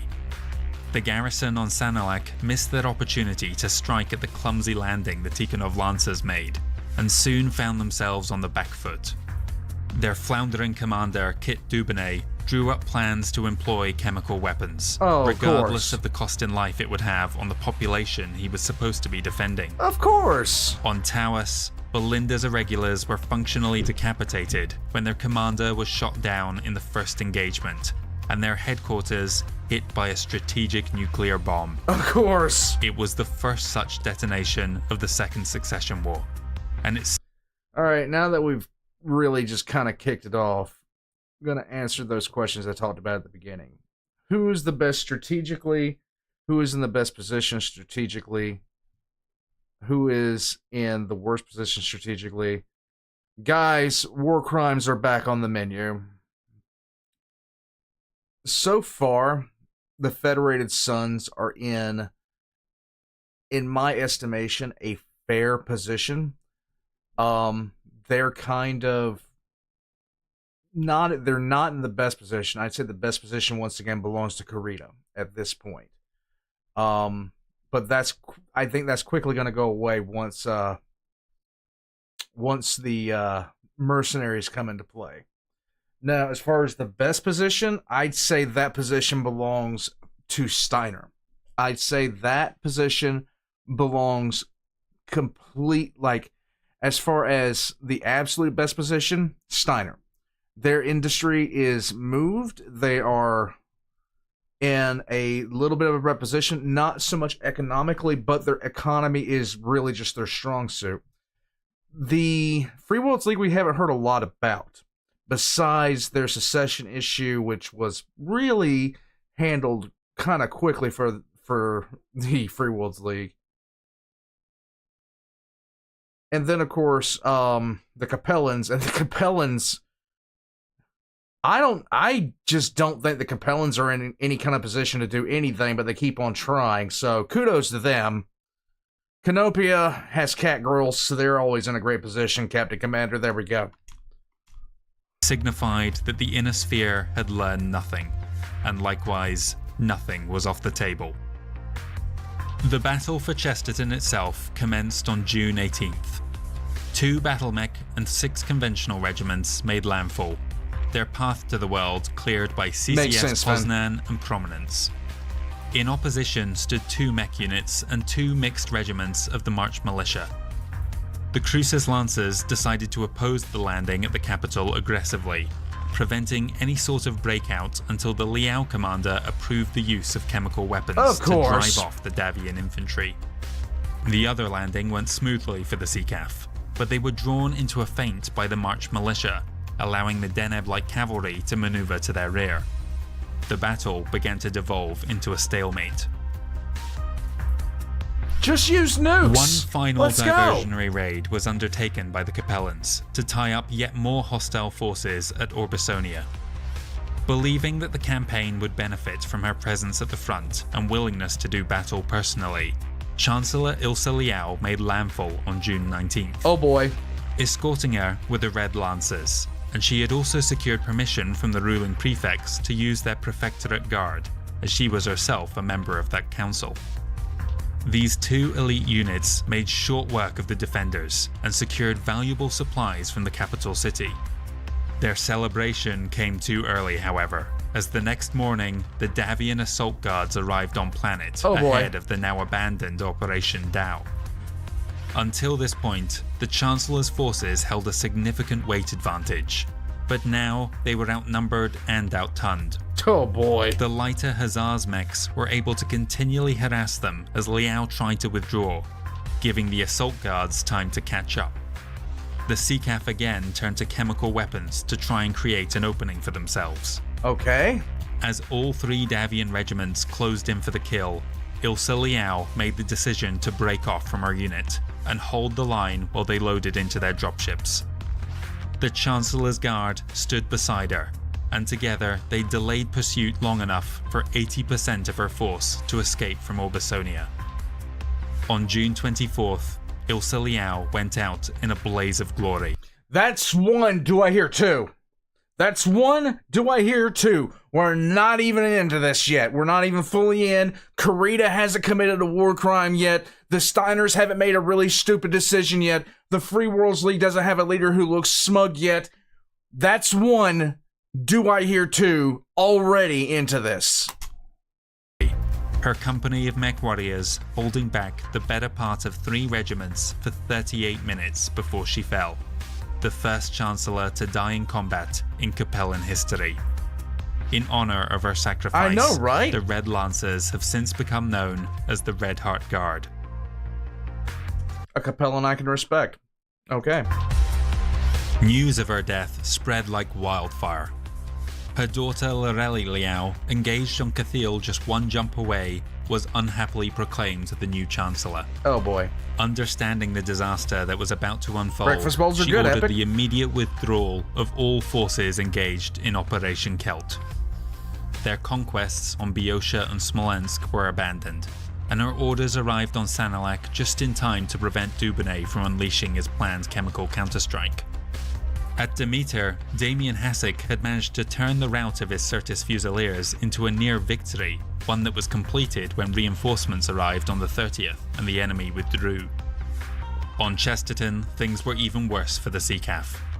The arrival of FSS Nathan Duval and Pleiades coincided with the attack group's departure.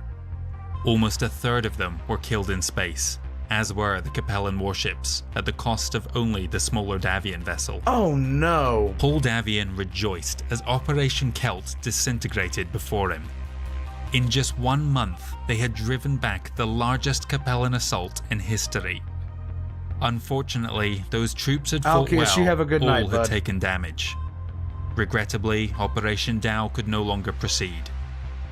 It was only after the battle on Orbisonia concluded, when the Chancellor's body was identified on June 29th, that the AFFS realised she had been present. Though the two nations were now at war, Comstar was able to peacefully facilitate the transfer of her casket back to Cyan in time for a state funeral on October 19th. Their motivation for doing so was to harden the resolve of the Capellan people, ensuring the war between the two states would not end quickly. Of course. In April 28-29, the First Prince relocated his headquarters to the Capellan March capital. Despite the battering his armed forces had taken the previous year, he still had enough troops on hand to launch some sort of campaign against the Confederation, ultimately deciding on 2 separate offensives, with diversionary raids grimward of both. In total, over 17 AFFS mech regiments were involved in the 28-29 counterattacks. Oh boy. The first of these, Operation Rain, was aimed at the Sarnar commonality. Yeah, The no kidding, defensive dice. line was relatively weak here after the failed Capellan invasion. The First Prince dispatched 6 regiments and a supporting mercenary battalion in May, including 2 of the elite Davian Brigade of Guards, as the opening gambit for his campaign. By and large, the defenders folded quickly, with some planets changing hands just days after their arrival. Oh boy. The battle for Westphalia, by contrast, was a long, protracted slog, centering around a rare blue water naval campaign. Really? On Farwell, the mercenaries proved more of a challenge than expected for the Davian Light Guards. The 42nd Strikers hoped to hold on until reinforcements arrived, but when the St. Ives commonality came under attack as well, it became clear that there would be no reinforcements. The ex-SLDF unit's honourable conduct in dealing with captured POWs during the Battle for Farwell secured them safe passage from the Davian commander to leave the planet unmolested. This is an early example of mercenaries directly benefiting by adhering to the unwritten rules of war. There you go. In turn, those houses who offered fair treatment to the defeated freelancers increased their odds of successfully hiring them down the line, benefiting both parties. In later decades, mercs would champion a return to the old Ares conventions. This is especially the case in modern-day 3025, though a unit's financial health is often closely tied to how scrupulous they can afford to be. On June 7th, Poldavian held a ceremony on New Syrtis for Damian Hasek in recognition of his service on Demeter during Operation Celt, elevating the Hasek family to command of the entire Capellan March. Damian could not relax into his new role, as Paul immediately tasked him with doubling the number of military recruits coming from that region of the Federated Suns. Hooray. Also awarded honours was Major Margaret Ross, though the difference in social class between Duke Damian Hasek and the mercenary Maggie Ross meant the two did not mix. Her actions on Tawas as a captain of Belinda's irregulars had held the unit together after the shocking nuclear strike. Against all odds, they had managed to repulse the invasion. The Major became co-founder and executive officer of the new mercenary command, the Bloody Suns, formed from survivors of her old unit and those of Simpson's Samurai. On October 27th, 7 more AFFS mech regiments moved en masse, heading for the Chesterton and Tikhonov commonalities as part of Operation Sun. To prevent any Capellan units redeploying coreward to reinforce the line, several raids were made against the St. Ives commonality, involving another 4 regiments on each side. The largest battle took place on Mirak, though the 15th Drakon never participated in the meat grinder the Tikhonov Lancers were caught in. Barely any of the regulars escaped the planet. The defenders on Sonya were similarly hard hit. Elsewhere, fighting was more sporadic, with the Liao troops withdrawing after it was confirmed that no reinforcements would be dispatched. The Bloody Suns had their first outing on Mira, but it proved as costly as the battles that had nearly ruined their old unit. Liao chemical weapons inflicted devastating losses, very nearly claiming the life of Maggie Ross. Damian Hasek ordered in reinforcements, and gave permission for the aerospace fighters to drop a nuclear bomb on the Chesterton cavalry in retribution. Ross was evacuated to New Syrtis to recover, and while there, she and Hasek became romantically involved. In the St. Ives commonality, the strike on Teng proved to be the most costly for both sides, as the new Chancellor Lorelei Liao approved the use of chemical weapons in defense of her own world on December 18th. In retaliation, the First Prince gave his own consent for a nuclear strike on the Capellan staging ground, the second of its kind in 2 months. Okay, so I want to point something out so far. First off, X in chat to nuke Therid for making that comparison. Just go ahead and nuke the man. Just do it. Secondly, while chemical and nuclear weapons have been used so far,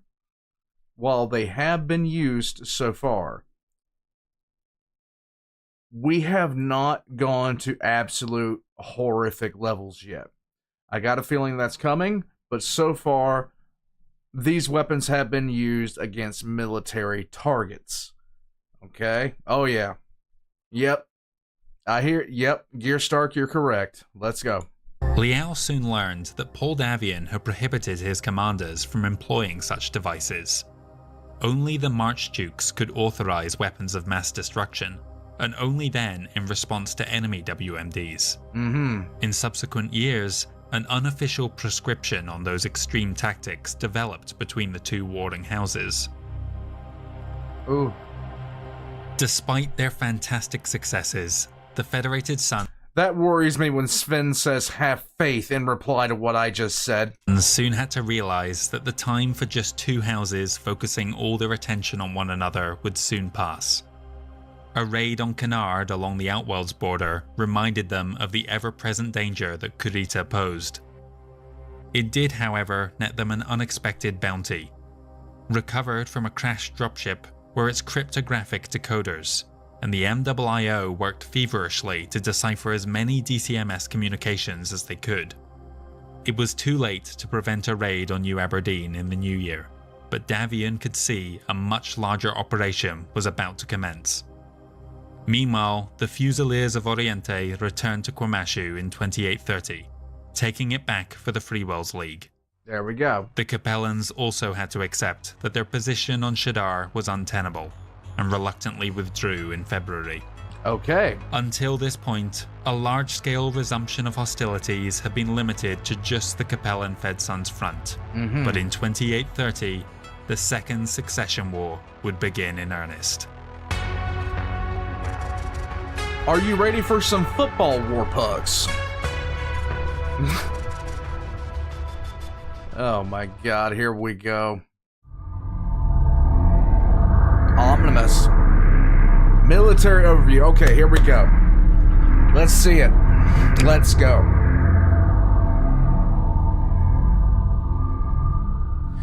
Okay, I just gotta say,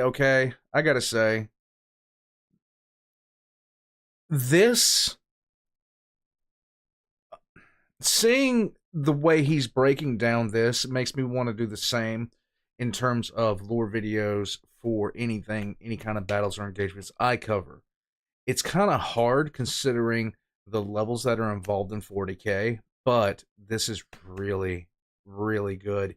It really helps me understand where forces are and what their strengths are comparatively. At the end of the last war, we use the term decimation, but it's actually well past decimation. Decimation is when you lose 10% of your forces. Most all the forces were completely just cold for the most part.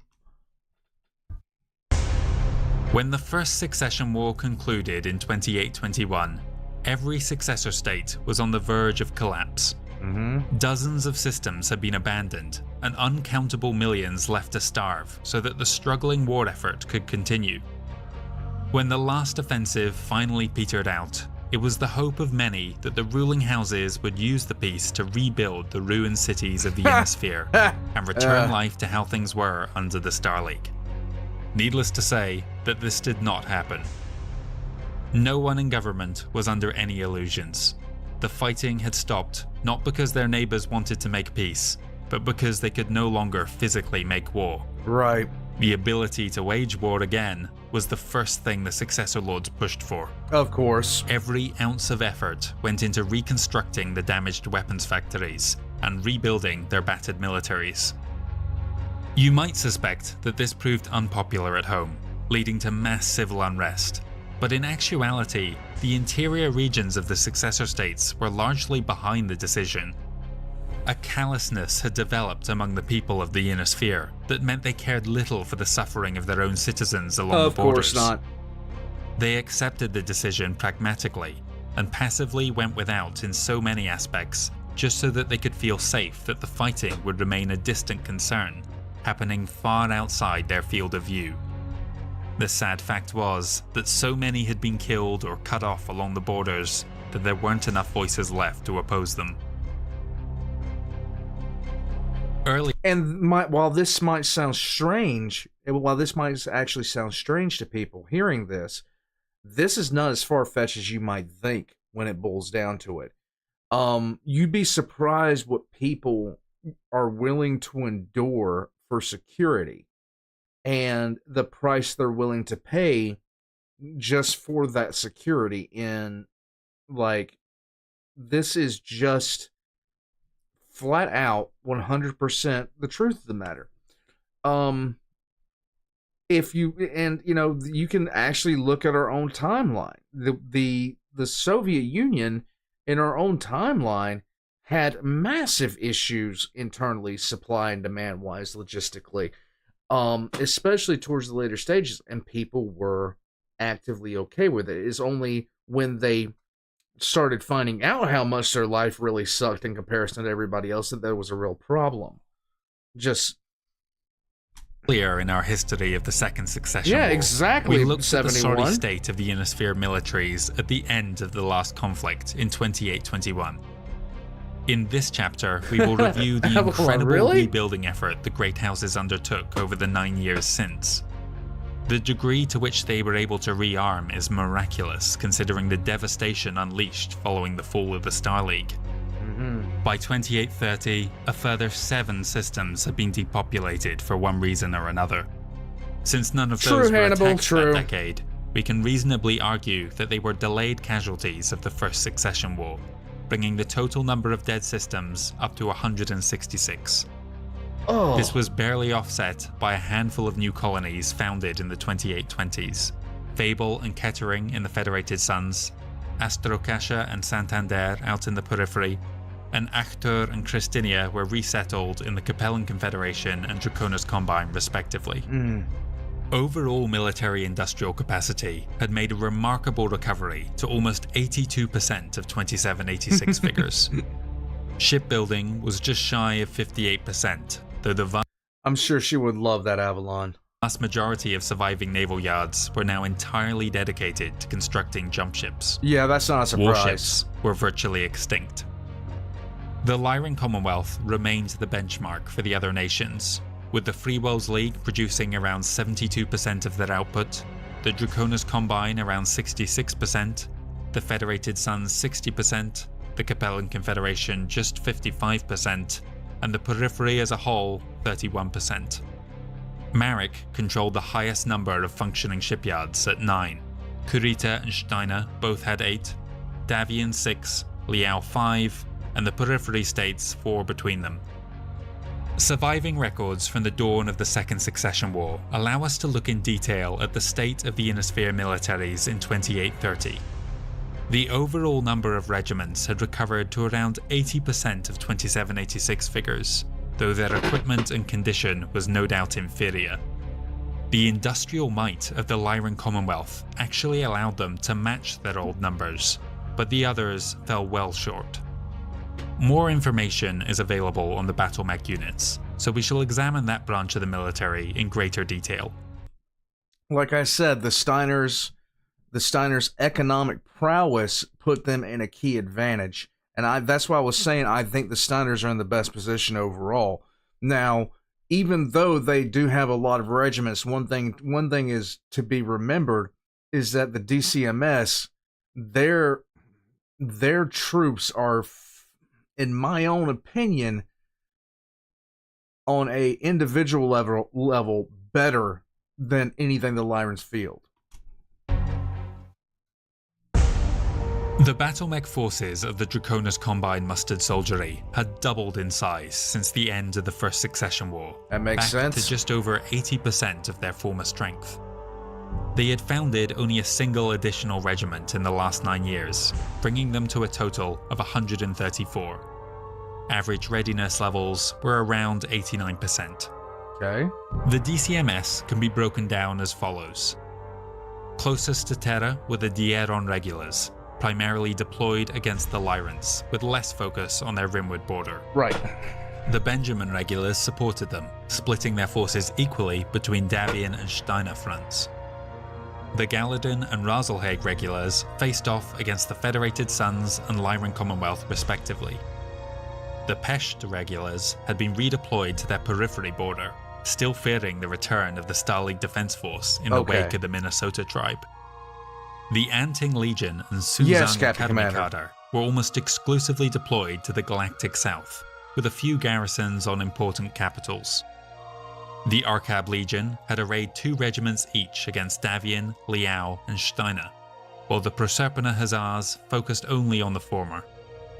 The elite Sword of Light Brigade was likewise aimed primarily at the more aggressive Federated Suns, with only the 8th Sword of Light up by the Tamar Pact. The sheer fact that Kuritans consider anybody aggressive is a joke at this point. Lee, what's up, bud? Thank you, bud. You know, Jinjiro wakes up in a cold sweat during nightmares of speaking with Marcus Steiner when suddenly a mama joke comes up. That whole thing. Now your mama jokes have a much different meaning in Kuritan culture. I'm just saying. Thank you, Lee. The Capellan Confederation Armed Forces had already launched a major offensive. Alright, let's take a... Oh, damn. So, you can see here. They lost a lot of the green troops, a lot of... and like, some regulars. But they did... and a ton of their veterans. But they did gain more elite regiments. Okay. And suffered a humiliating counterattack before our detailed records begin in 2830. They may have also doubled in size were it not for their fresh losses, but as such, fell just short of that target. They had recovered to almost 78% of the Seeker from 2786, and the average regiment was at 87% strength. Okay, that makes... The mutiny of 2 units hurts, and the loss of 1 more in combat the previous year gave them a total of 106 mech regiments. The Tikhonov Lancers were the most forward-placed brigade, primarily deployed to face the Draconis Combine and Free Wills League. Covering their flank were the Chesterton Reserves, formerly the Chesterton Regulars, spread between the 3 commonalities along the Terran end of the Federated Suns border. The majority of the Liao Guards were ready to respond to any Free Wills aggression. The Capellan Chargers had been entirely wiped out during the First Secession War, leaving the Liao Lancers and a pair of reserves to provide protection for the forward half of the Confederation. Yeah. The Andurian Hussars and St. Ives Armoured Cavalry were deployed within their respective commonalities.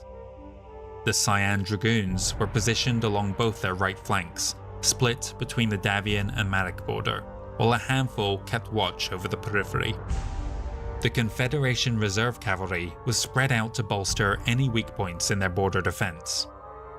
The Capellan Hussars still served as the nation's elite, and as such were focused in the forward half of the realm where fighting was expected to be thickest. The Lyron Commonwealth Armed... Okay, so... like I was thinking, the Capellans are in the absolute worst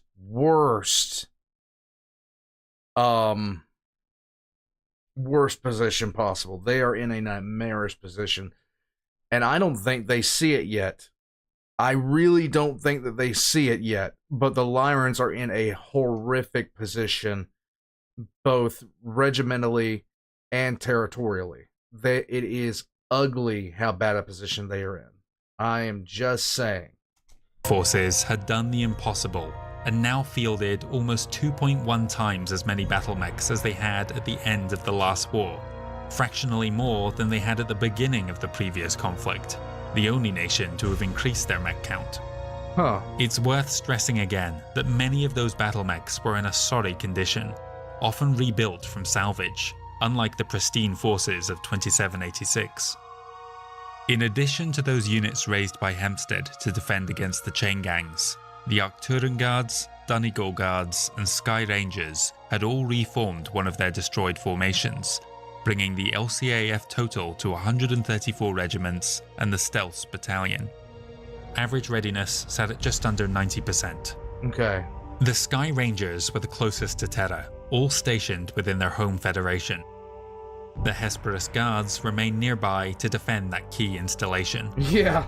Other brigades that were clustered together included the Donegal Regulars along the Free Wills League border, the Sakhalin Regulars along the Draconis Combine one, and the elite Royal Guards around the capital of Tharkad. The small Odessa and York Regular brigades, as well as the Stealths, were mainly garrisoning the Tamar Pact to protect from Kuritan aggression. The Arcturan Guards, all 5 divisions of the Lyron Guards, and the Lyron Regulars were scattered across the realm, in place to defend any local objectives or exploit a weakness in the enemy line. The Donegal Guards were similarly spread all across the Spinward half of the Commonwealth. The Free Wills League military may have matched their Lyron neighbours' growth in percentage terms, but they were down to just 78% of their First Secession War peak, a mere 103 regiments with an average strength of 91%. The minor provinces of the Syrian Concordance and Border Protectorate lay nearest to Terra, with their few mech forces close at hand. The solitary Maric Guard was only a few jumps away, and the Stuart Dragoons were likewise clustered in that corner of the League. Spread along the forward half of the Capellan border were the Oriente Hussars. The Orloff Grenadiers were responsible for incursions from the Sarna and Capella commonalities, the Fusiliers of Oriente watched over the Cyan commonality, and the defenders of Andurian kept an eye on their Confederation counterparts. The Bolan defenders were one of the casualties of the First Secession War. As such, the Regulan Hussars had redeployed the majority of their brigade to the Lyron Commonwealth border, supported by most of the elite Freewells Guards. The Atrian Dragoons and Maric Militia were spread all along both hostile borders, with a few of the latter in position to watch the periphery. Like the Capellans, the armed forces... Okay, so... the Free Worlds League is actually in a worse tactical position than the Capellans. Because the only thing that'll stop Steiner from stomping their lights out is Kurita. So if Kurita leaves the Steiners alone, the Free Worlds League is pretty much going to be like, for every... oh, that's an ugly outnumbering. Yeah. That is an ugly situation that they're in. But this is actually much nastier. Just seeing it for what it is. Of the Federated Sons had already undertaken a large campaign by 2830, so it's impossible to tell just how much they rebuilt in the interwar years, but it was at least by a factor of 1.9. This gave them a paltry 72% of their former battlemech strength, equivalent to just 108 regiments and an additional 5 training battalions, with the average unit sitting at around 91% readiness. The Federated Sons was the only realm not within a single jump of Terra.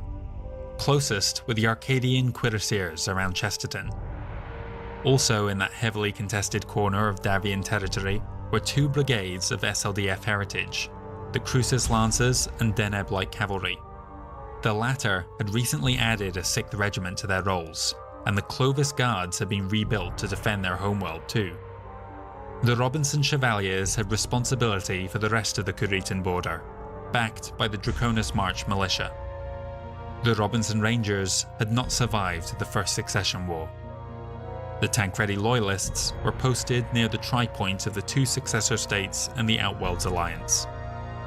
On the Liao front, the Syrtis Fusiliers were the main strength along the border, supported by the Seti Hussars. The Dragon Lords had also redeployed half their brigade from the Taurian front to assist. In reserve were the Capellan March Militia. The Syrtis Hussars had also been victims of the First Secession War.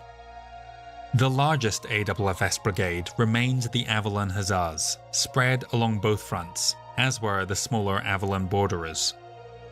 The New Avalon training cadre had dispatched many of their students to help defend against House Kurita, while the Albion Military Academy kept theirs in reserve. The Sakara training cadre had been reduced to just 5 battalions, still Alan, thanks, bud. What's your friend Alan from South Carolina's middle name? You know, for the extra mine is Claire. Honestly, I never asked. I just knew it was... I never really asked that. I don't know. I honestly don't know, Alan. Thank you, though, but I honestly have no idea. Facing off with the Combine. The elite Davian Guards were at key positions across the Federated Sons. Deeper inside Davian territory were the Crucis March Militia and lastly the Argyle Lancers. Loyalty across the Inner Sphere militaries was mixed, with the underwhelming performance demonstrated by the CCAF and LCAF since the fall of the Star League giving them many questionably committed regiments. Uh-huh. Moldavian's brilliant counter-offensive meant few in the AFFS were not behind him. The DCMS, as you might expect, exhibited the greatest number of fanatical units, whereas the CCAF and LCAF were again lacking. In terms of quality, Davian again came out ahead, with by far the fewest number of untried green forces. Steiner, by contrast, had rushed many through training, as had Kurita and Liao to a lesser extent. If the Lyrons could be pleased about anything, it was the number of veteran and elite-rated regiments at their disposal. The Combine and Fedsons came close, but the Confederation was definitely lacking. Adding considerable strength to the Great House militaries, with the ever-increasing number of mercenary groups spread across the Inner Sphere and periphery. The final years of the First Secession War saw a sharp increase in the amount of raids conducted by mercenary forces. The successor states preferred to keep their own troops in garrison, while disposable mercs were dispatched to hit targets of opportunity. Conversely, some states liked to use mercenaries to temporarily guard a flank, while they redeployed for a major campaign of their own. The Draconis Combine had secured 8 regiments and an additional 7 battalions for their own use. Unlike the other realms, there were no multi-regimental units in their employ, the largest being the 5 battalions belonging to the Amphigean Light Assault Group. Okay. The Capellan But would you really call them mercs? Confederation made use of a far greater number of mercenaries. Oh, wow. 16 regiments and 1 additional battalion. Among their number was the largest group still in existence, the Northwind Highlanders. The 12th Star Guard, which had recently dropped its Star League organization, was another large unit, as were the Always Faithful. In 2830, Liao hired both the Lacadan Vengeance Legion and the Grave Walkers, though it would take time for the latter to redeploy from the Magistracy of Canopus. The Lyron Commonwealth had the fewest mercenaries to call upon, at just 10 regiments. The Filthy Lucre were the newest among them, while the largest and oldest were the Elysian Lancers, veterans of not just the Succession Wars, but the Star League Civil War before it. Oh, God. The Freewells League had acquired 11 regiments and 1 battalion for their use. Among them were some of the finest soldiers to have remained behind after. Uh-oh. I see them now. I see them now. The light horse is here, guys. Kerensky's Exodus, the SLDF's 3rd Regimental Combat Team, the Eridani Light Horse. Their other large mercenary unit, the Crater Cobras, had consolidated their forces into just 2 regiments following losses along the Andurian front. The Federated Sons were the largest employer of mercenaries, a trait they share with their modern counterpart here in 3025. In total, they had 18 battlemech regiments at their disposal, including the newly formed Kurgawa's Blood Lances and Tamara's Black Sword. Davian had a trio of larger mercenary groups, the Blue Star Irregulars, Fighting Urukai, and Lexington Combat Group, each possessing 3 mech regiments. I still love the fact that the Fighting Urukai are a mech group. Like the Crater Cobras, the Screaming Eagles had condensed their forces into just 2 units. Combining house troops and mercenaries together gives us our grand totals for the successor state militaries. The Draconis Combine and Lyron Commonwealth were almost exactly equal, with equivalent strength to 130 factory-fresh battlemech regiments. On the other end of the spectrum were the Capellan Confederation and Freewells League, at a hypothetical 105 regiments, while the Federated Sons was the middle power at 118. Okay. In 2830, all-out war would return to the Inner Sphere, as every successor state turned on their neighbours. Some had already done so willingly, whereas others would be manipulated into it. The great houses would soon discover that the near parity in numbers shown on their paper TOEs hid the truth that their rebuilt forces could not withstand the ferocity of the renewed conflict. Oh, boy. Heavy attrition would soon see their military strength drop to unprecedented lows and continue to plummet throughout the Second Secession War. Oh boy, this is about to get bad.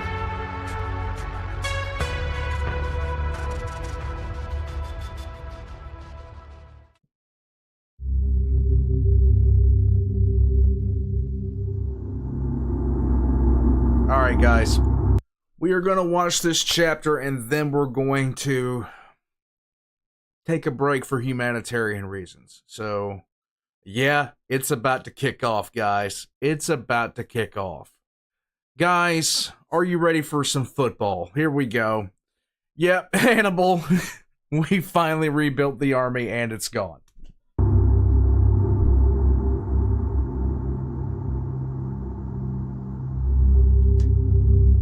When the Draconis Combine entered the First Secession War, they did so like a tidal wave crashing against an exposed coastline. The actions of the Capellan Confederation and Federated Sons the previous 2 years had shown that the Great Houses were still capable of mustering large, multi-regimental task groups, and so it would be fair to expect that Kurita would do the same. In actuality, there was no wave, but rather wind, a widespread raiding campaign against their oldest rivals, Operations Kuroikaze and Akaikaze. Oh god, the really? Lyron Commonwealth Armed Forces in the 2820s had shown themselves to be a far more deadly opponent than their predecessors from the last war, including conducting several successful strikes and even seizing Buckminster early in 2830. Jinjiro Kurita sought to chastise them and made attacking Steiner territory his first objective of the war. Oh boy. Internal security force operations were being undermined time and time again by the LIC, making the coordinator all the more urgent to move the conflict away from covert actions and towards overt ones. That Comstar was the one leaking ISF activity remained unknown to both sides. When the so-called Black Wind struck at a trio of systems from each of the bordering Federation of Sky and Tamar Pact, few were surprised. But deep raids against the major factory worlds of Ark Royal and Furillo inside the Protectorate of Donegal caught Steiner forces flat-footed. The LCAF soon abandoned their tenuous hold of Buckminster. In response to these attacks, Archon Marcus Steiner officially declared war with the Draconis Combine on March 14th. Another way in which Jinjiro sought retribution was to humiliate the aging Stealths. The Sword of Light spearheaded an attack against their base on Chandler on February 27th. I don't think this is going to go well for you. Despite 6-1 odds against them, the Stealths held on remarkably, before finally conceding defeat on August 10th. The forces on Moor did even better. With the assistance of the Tharkad-class LCS Invincible, the invaders were turned back on September 22nd. Nice. General Hempstead's revisions had clearly paid off. Nice. The Federated Sons faced Kurita's Red Wind. DCMS raids, beginning on March 12th, hit another 7 systems along their border, plus a deep 2 regiments destroyed in the opening gambit of this. Here we go. strike at the factories of New Valencia within the Crucis March.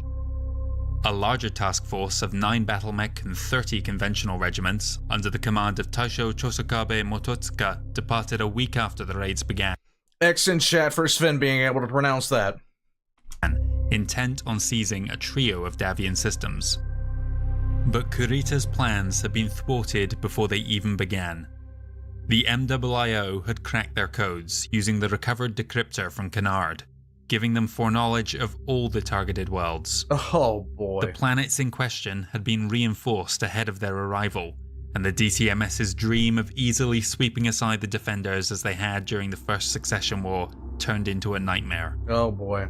The raids were a mixed bag, but when Mototsuka's assault force touched down at the primary objectives, they found themselves completely outnumbered by the garrison. By the end of May, the situation on Franklin and Lucerne looked desperate, and the Taisho was humiliatingly forced to ask permission from the coordinator to withdraw. By July, the survivors could hold out no longer, and pulled back, but while returning to their jump ships, they discovered their request to withdraw had never been transmitted to Luthien. Oh! Knowing the disgrace his actions would bring him, Chosokabe instead devised a plan that he hoped would wipe away the dishonor he had brought the Combine. His surviving regiments, just 4 from 26, jumped instead to Dahar, where they expressed a desire to surrender. Despite their mistrust, the Davian garrison agreed in November to meet Mototsuka and his Benjamin regulars on the field. No sooner had he been taken into custody, the rest of his forces touched down around them, and destroyed the unprepared Avalon Hussars entirely. From there, they spread out and began to lay waste to anything they could find on the planet. Word of events on Dahab. There's the first war crime that wasn't a nuke. Well, congratulations. Now nobody is going to be accepting your surrenders anytime soon. So, yeah, good job. Eventually filtered back to the coordinator, upon which he gave the few survivors the permission to withdraw they had been waiting on. Chosokabe, still a prisoner of the AWFS, took his own life rather than turn over any information. Sven says, I explained this bit really poorly. The AWFS left their defensive positions to accept the surrender, then the rest of the forces in orbit landed on top of them. Yeah, it actually, it still does not, like that.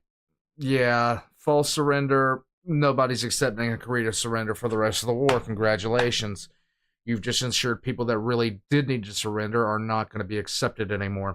It's just a poor Ultimately, idea. The only success of the operation was Sakara 5, but it still took until the following February to completely secure it. Not going the way things did on the first war, huh? By 2830, Captain General Charles Maddock had lost all the witness, confidence yeah, in Captain SAFE. Commander.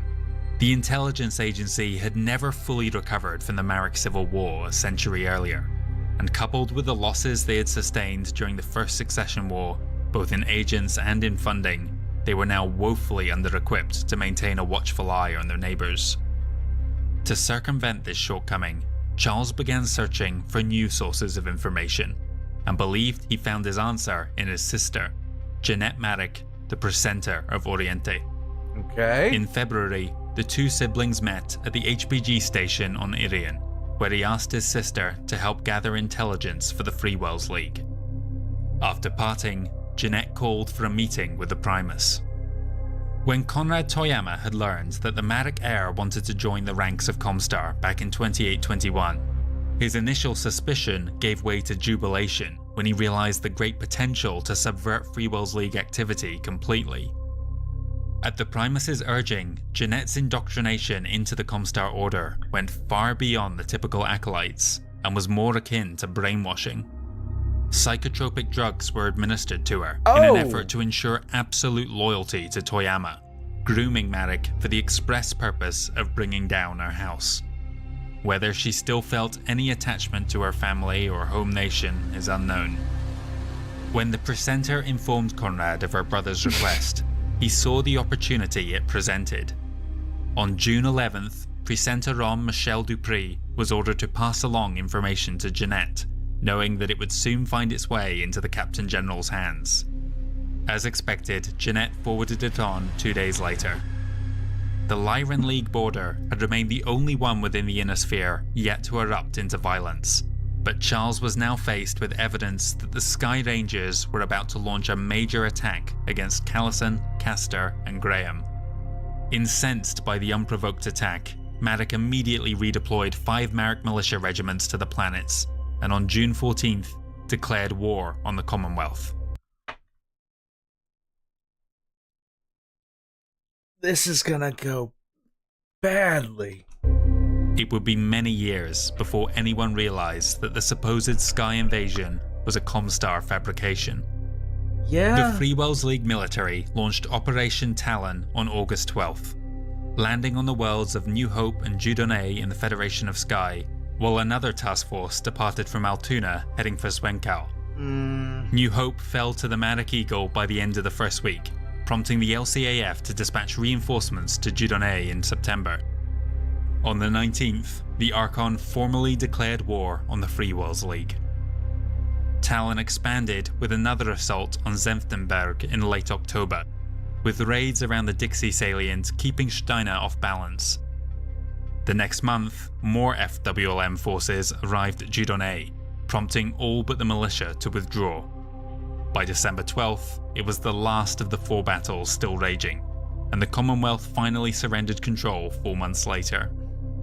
Through Dieudonné, they had also secured a valuable source of intel when a Lyron businessman gained them access to classified records of LCAF troop movements through his office on a place.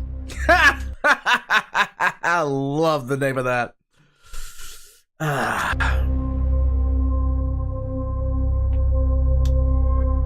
Comstar, yes. Operation Yes, Reyna. Comstar is quickly becoming creamy sheave. Rain and Sun may not have been as ambitious as Dow was planned to be, but they were still tremendous successes for the Federated Suns. With the Kuritan threat suitably curbed, Paul Davian looked for further opportunities to make gains along the Capellan front, his eyes coming to rest on the St. Ives commonality. The AFFS began in August by taking Redfield, then Stein's Folly 2 months later. Whew.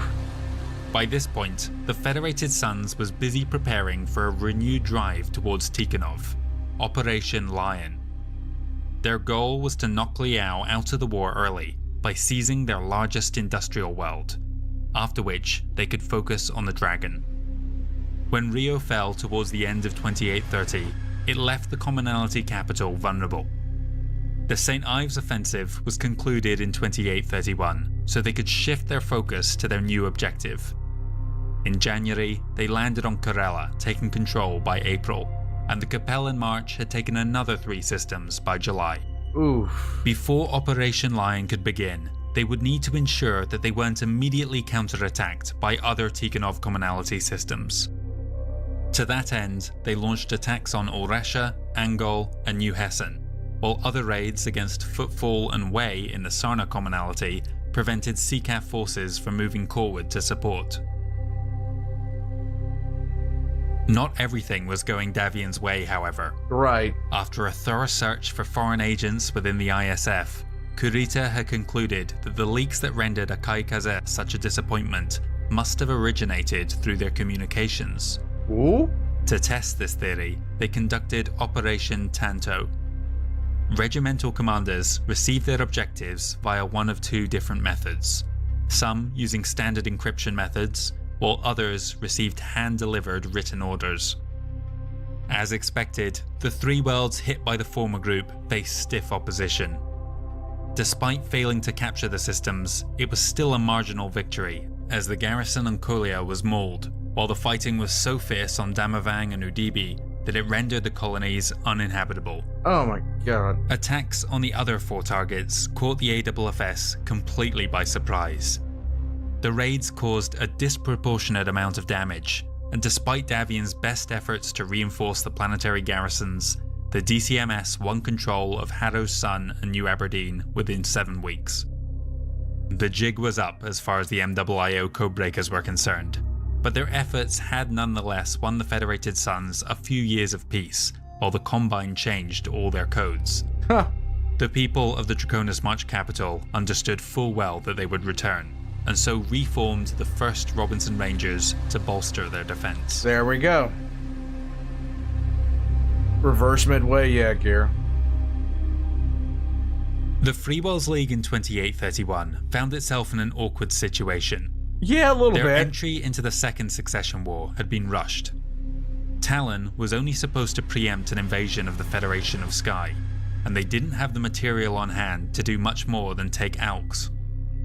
A raid on Sonhua to destroy the Starcore mech factory was their only other move against the Lyrons at this stage in the war. The Capellans were making gains on their Spinwood flank, advancing along the border between the duchies of Andurian and Oriente. Reports coming in from the Commonwealth suggested that Marek had time to deal with Liao first, but no sooner had the Captain General begun drafting a military response, the Lyron Commonwealth launched their own counterattack, Operation Leash. Oh boy. Leaving the Kuritan front in the capable hands of Raymond Hempstead, Archon Marcus Steiner took personal command of the Free Worlds border. The first thing he did was organize elements of the planetary militia from the Commonwealth's heartlands into 5 ad hoc citizen regiments and moved them to the front line. This freed up his professional soldiers for a thrust to reclaim the Lost Worlds. Okay. LIC counterintelligence had obscured these moves from SAFE, giving the Archon the element of surprise.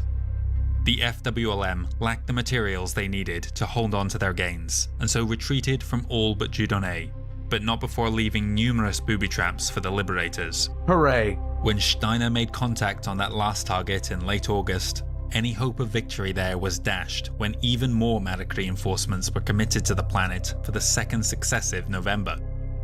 Operation Leash was also slated to make advances into Free Worlds League territory, beginning with Altoona. The planet had been heavily scarred by nuclear weapons. Look at how many of these regimental markers are popping up with destroyed underneath them. The regiments are dropping like flies right now. Back during the Phony War, and it was perhaps for this tragic reason that neither the Marek nor Steiner commander had any reservations about once again employing such devices, of course, as well as chemical weapons too. The world's surviving population was almost completely eradicated, rendering it a lifeless rock. Lovely. And yet despite this, the two factions continued to wage war in Altoona for another 4 months. The knock-on ramification of this was that the neighbouring colony on Roche, it too a victim of WMD use in the First Secession War, could no longer sustain itself. Matic destroyed what little infrastructure was left on the way out to ensure that the planet remained worthless to Steiner.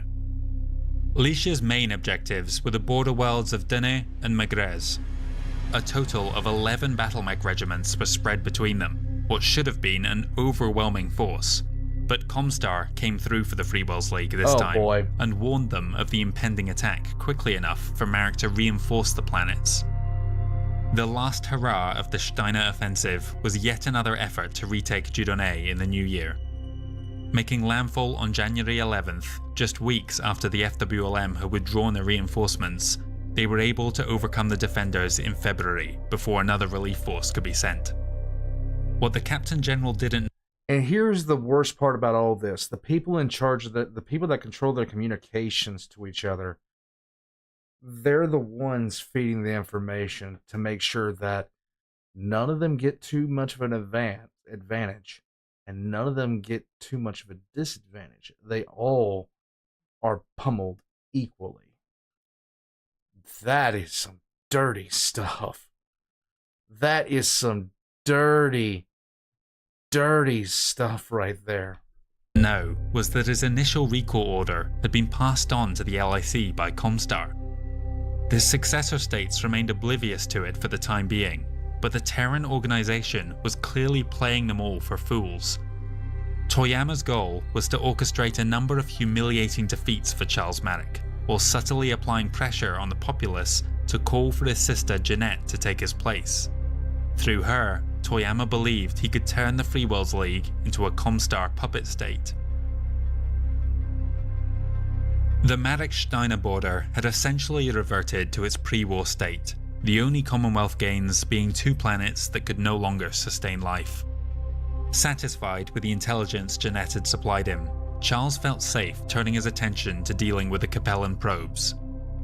They had taken another system in Elnath the previous December, but before the year was out, the FWLM launched Operation Stoop to reinforce that vulnerable border region between the 2 duchies, successfully liberating the captured planets early in 2832.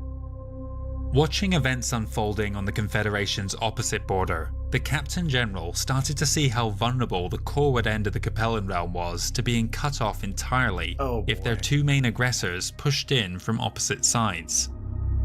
Sensing a potential weak spot along the Sarnar-Tikhonov commonality border near their existing salient, their next offensive, Operation Blacksmith, would see 2 task forces dubbed Hammer and Anvil make advances in that region.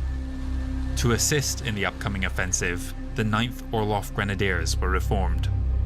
Comstar would again provide them intelligence on which planets were most vulnerable. The hammer blow fell swiftly on March 11th, making short work of the 5 lightly defended systems they targeted, the last of which was secured in July. Anvil, by contrast, ran into unexpectedly fierce resistance despite Comstar's promises. Orensen and Vontabren were taken after a bloody 4-month slog, but similar efforts on Jilin had already been abandoned after Liao used chemical weapons in its defense. Of course. The forces sent to Elnath won a hard-fought victory on August 2nd, but barely a month later, on September 9th, Capellan reinforcements arrived to drive them back. The Captain General was forced to withdraw them on October 21st. The Confederation's quick response was made possible in part through the addition of Mary's Little Lambs to their mercenary roster. Oh, God.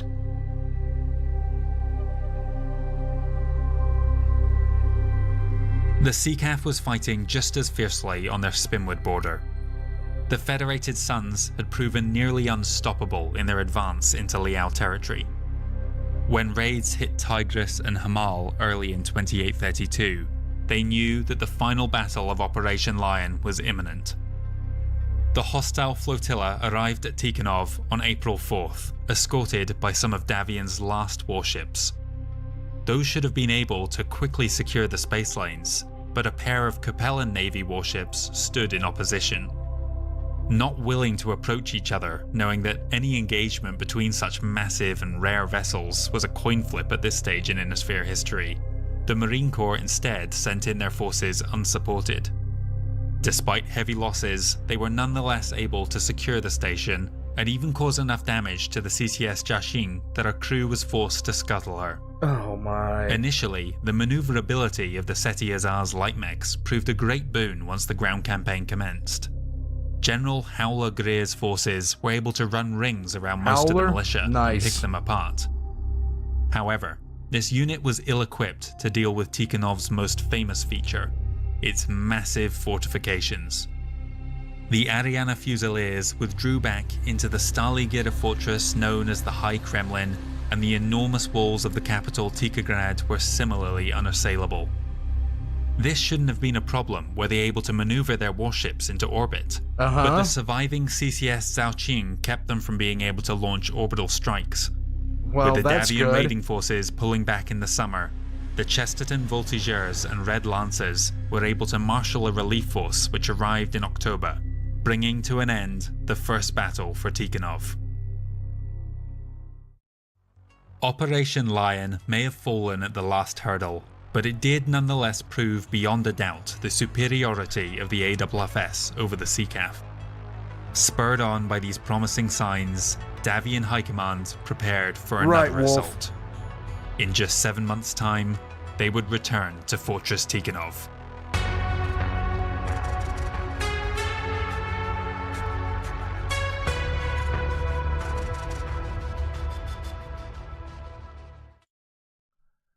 Okay.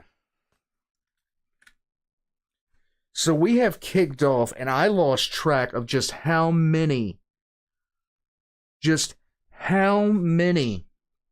regiments got destroyed there. I lost track. I lost track of how many regiments are gone at this point. They're just gone.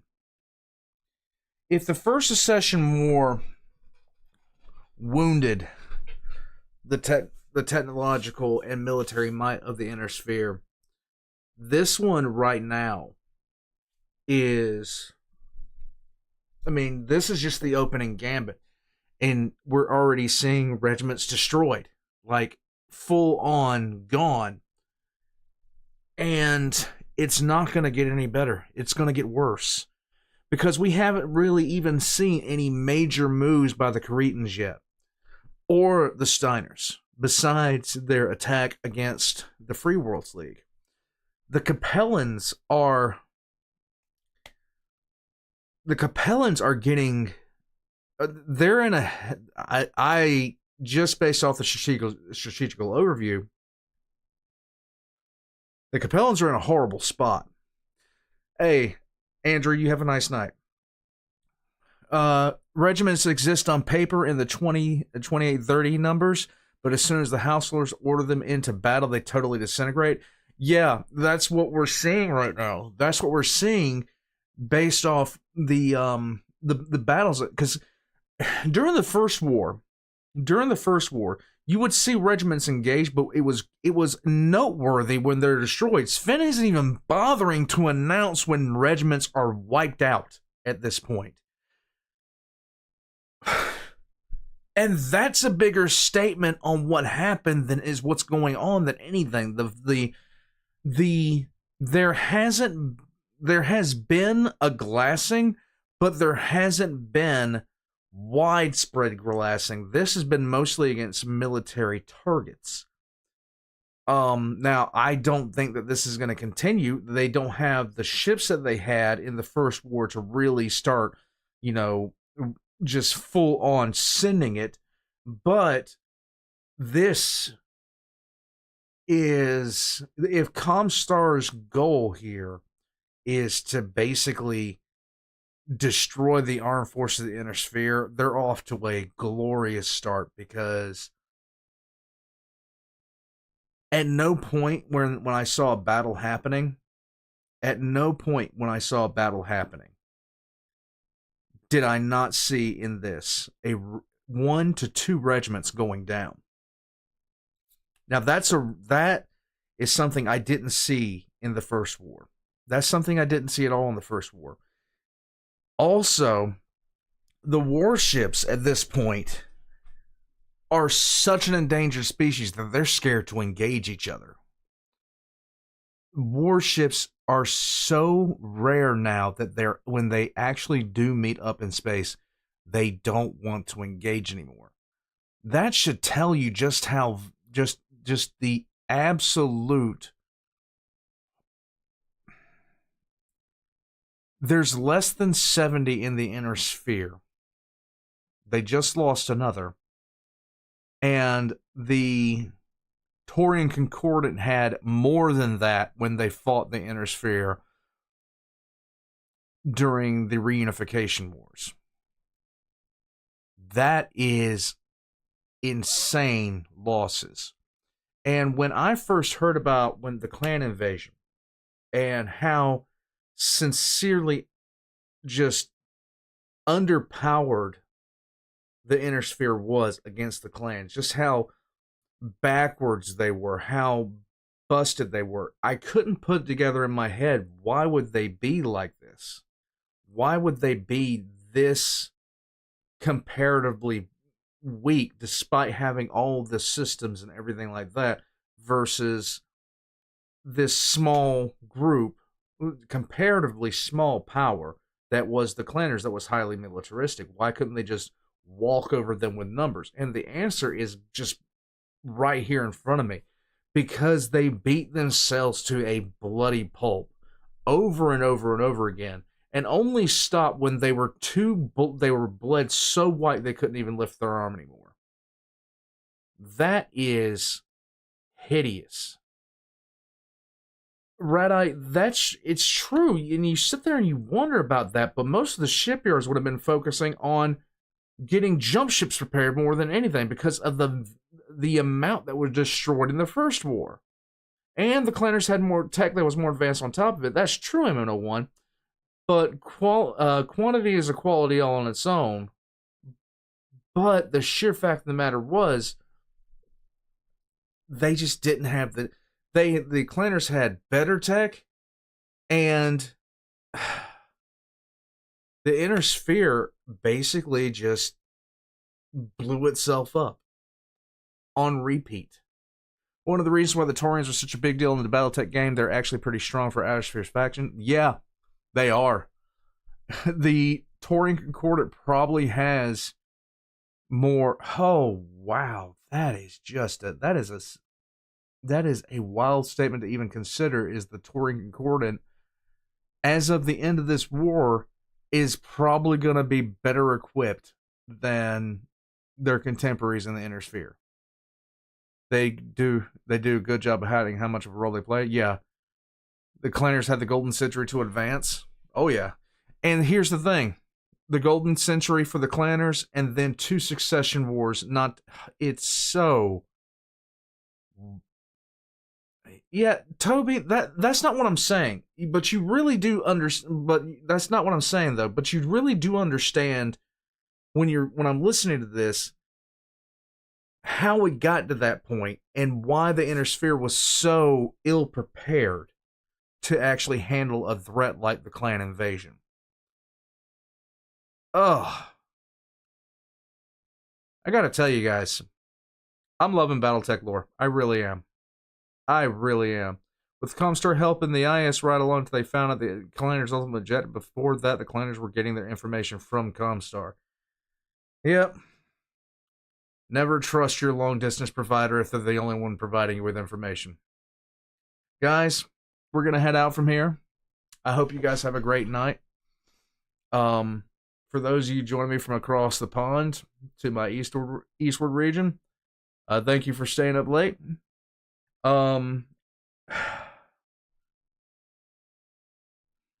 Wow. Guys, Battletech is awesome, okay? Battletech is flat out awesome. I hope you guys have a great night. Thank you for joining me. We're going to try... I'm going to make an attempt I'm going to make a solid attempt to try the second part of this on Saturday. If you do not see an update from me with on Friday night after shenanigans, you know, I'm going to try to start something up on Saturday with this. We will see if I'm able to. Until then, Warpugs, I hope you have a great night, and thank you for joining me. I'll catch you guys next time.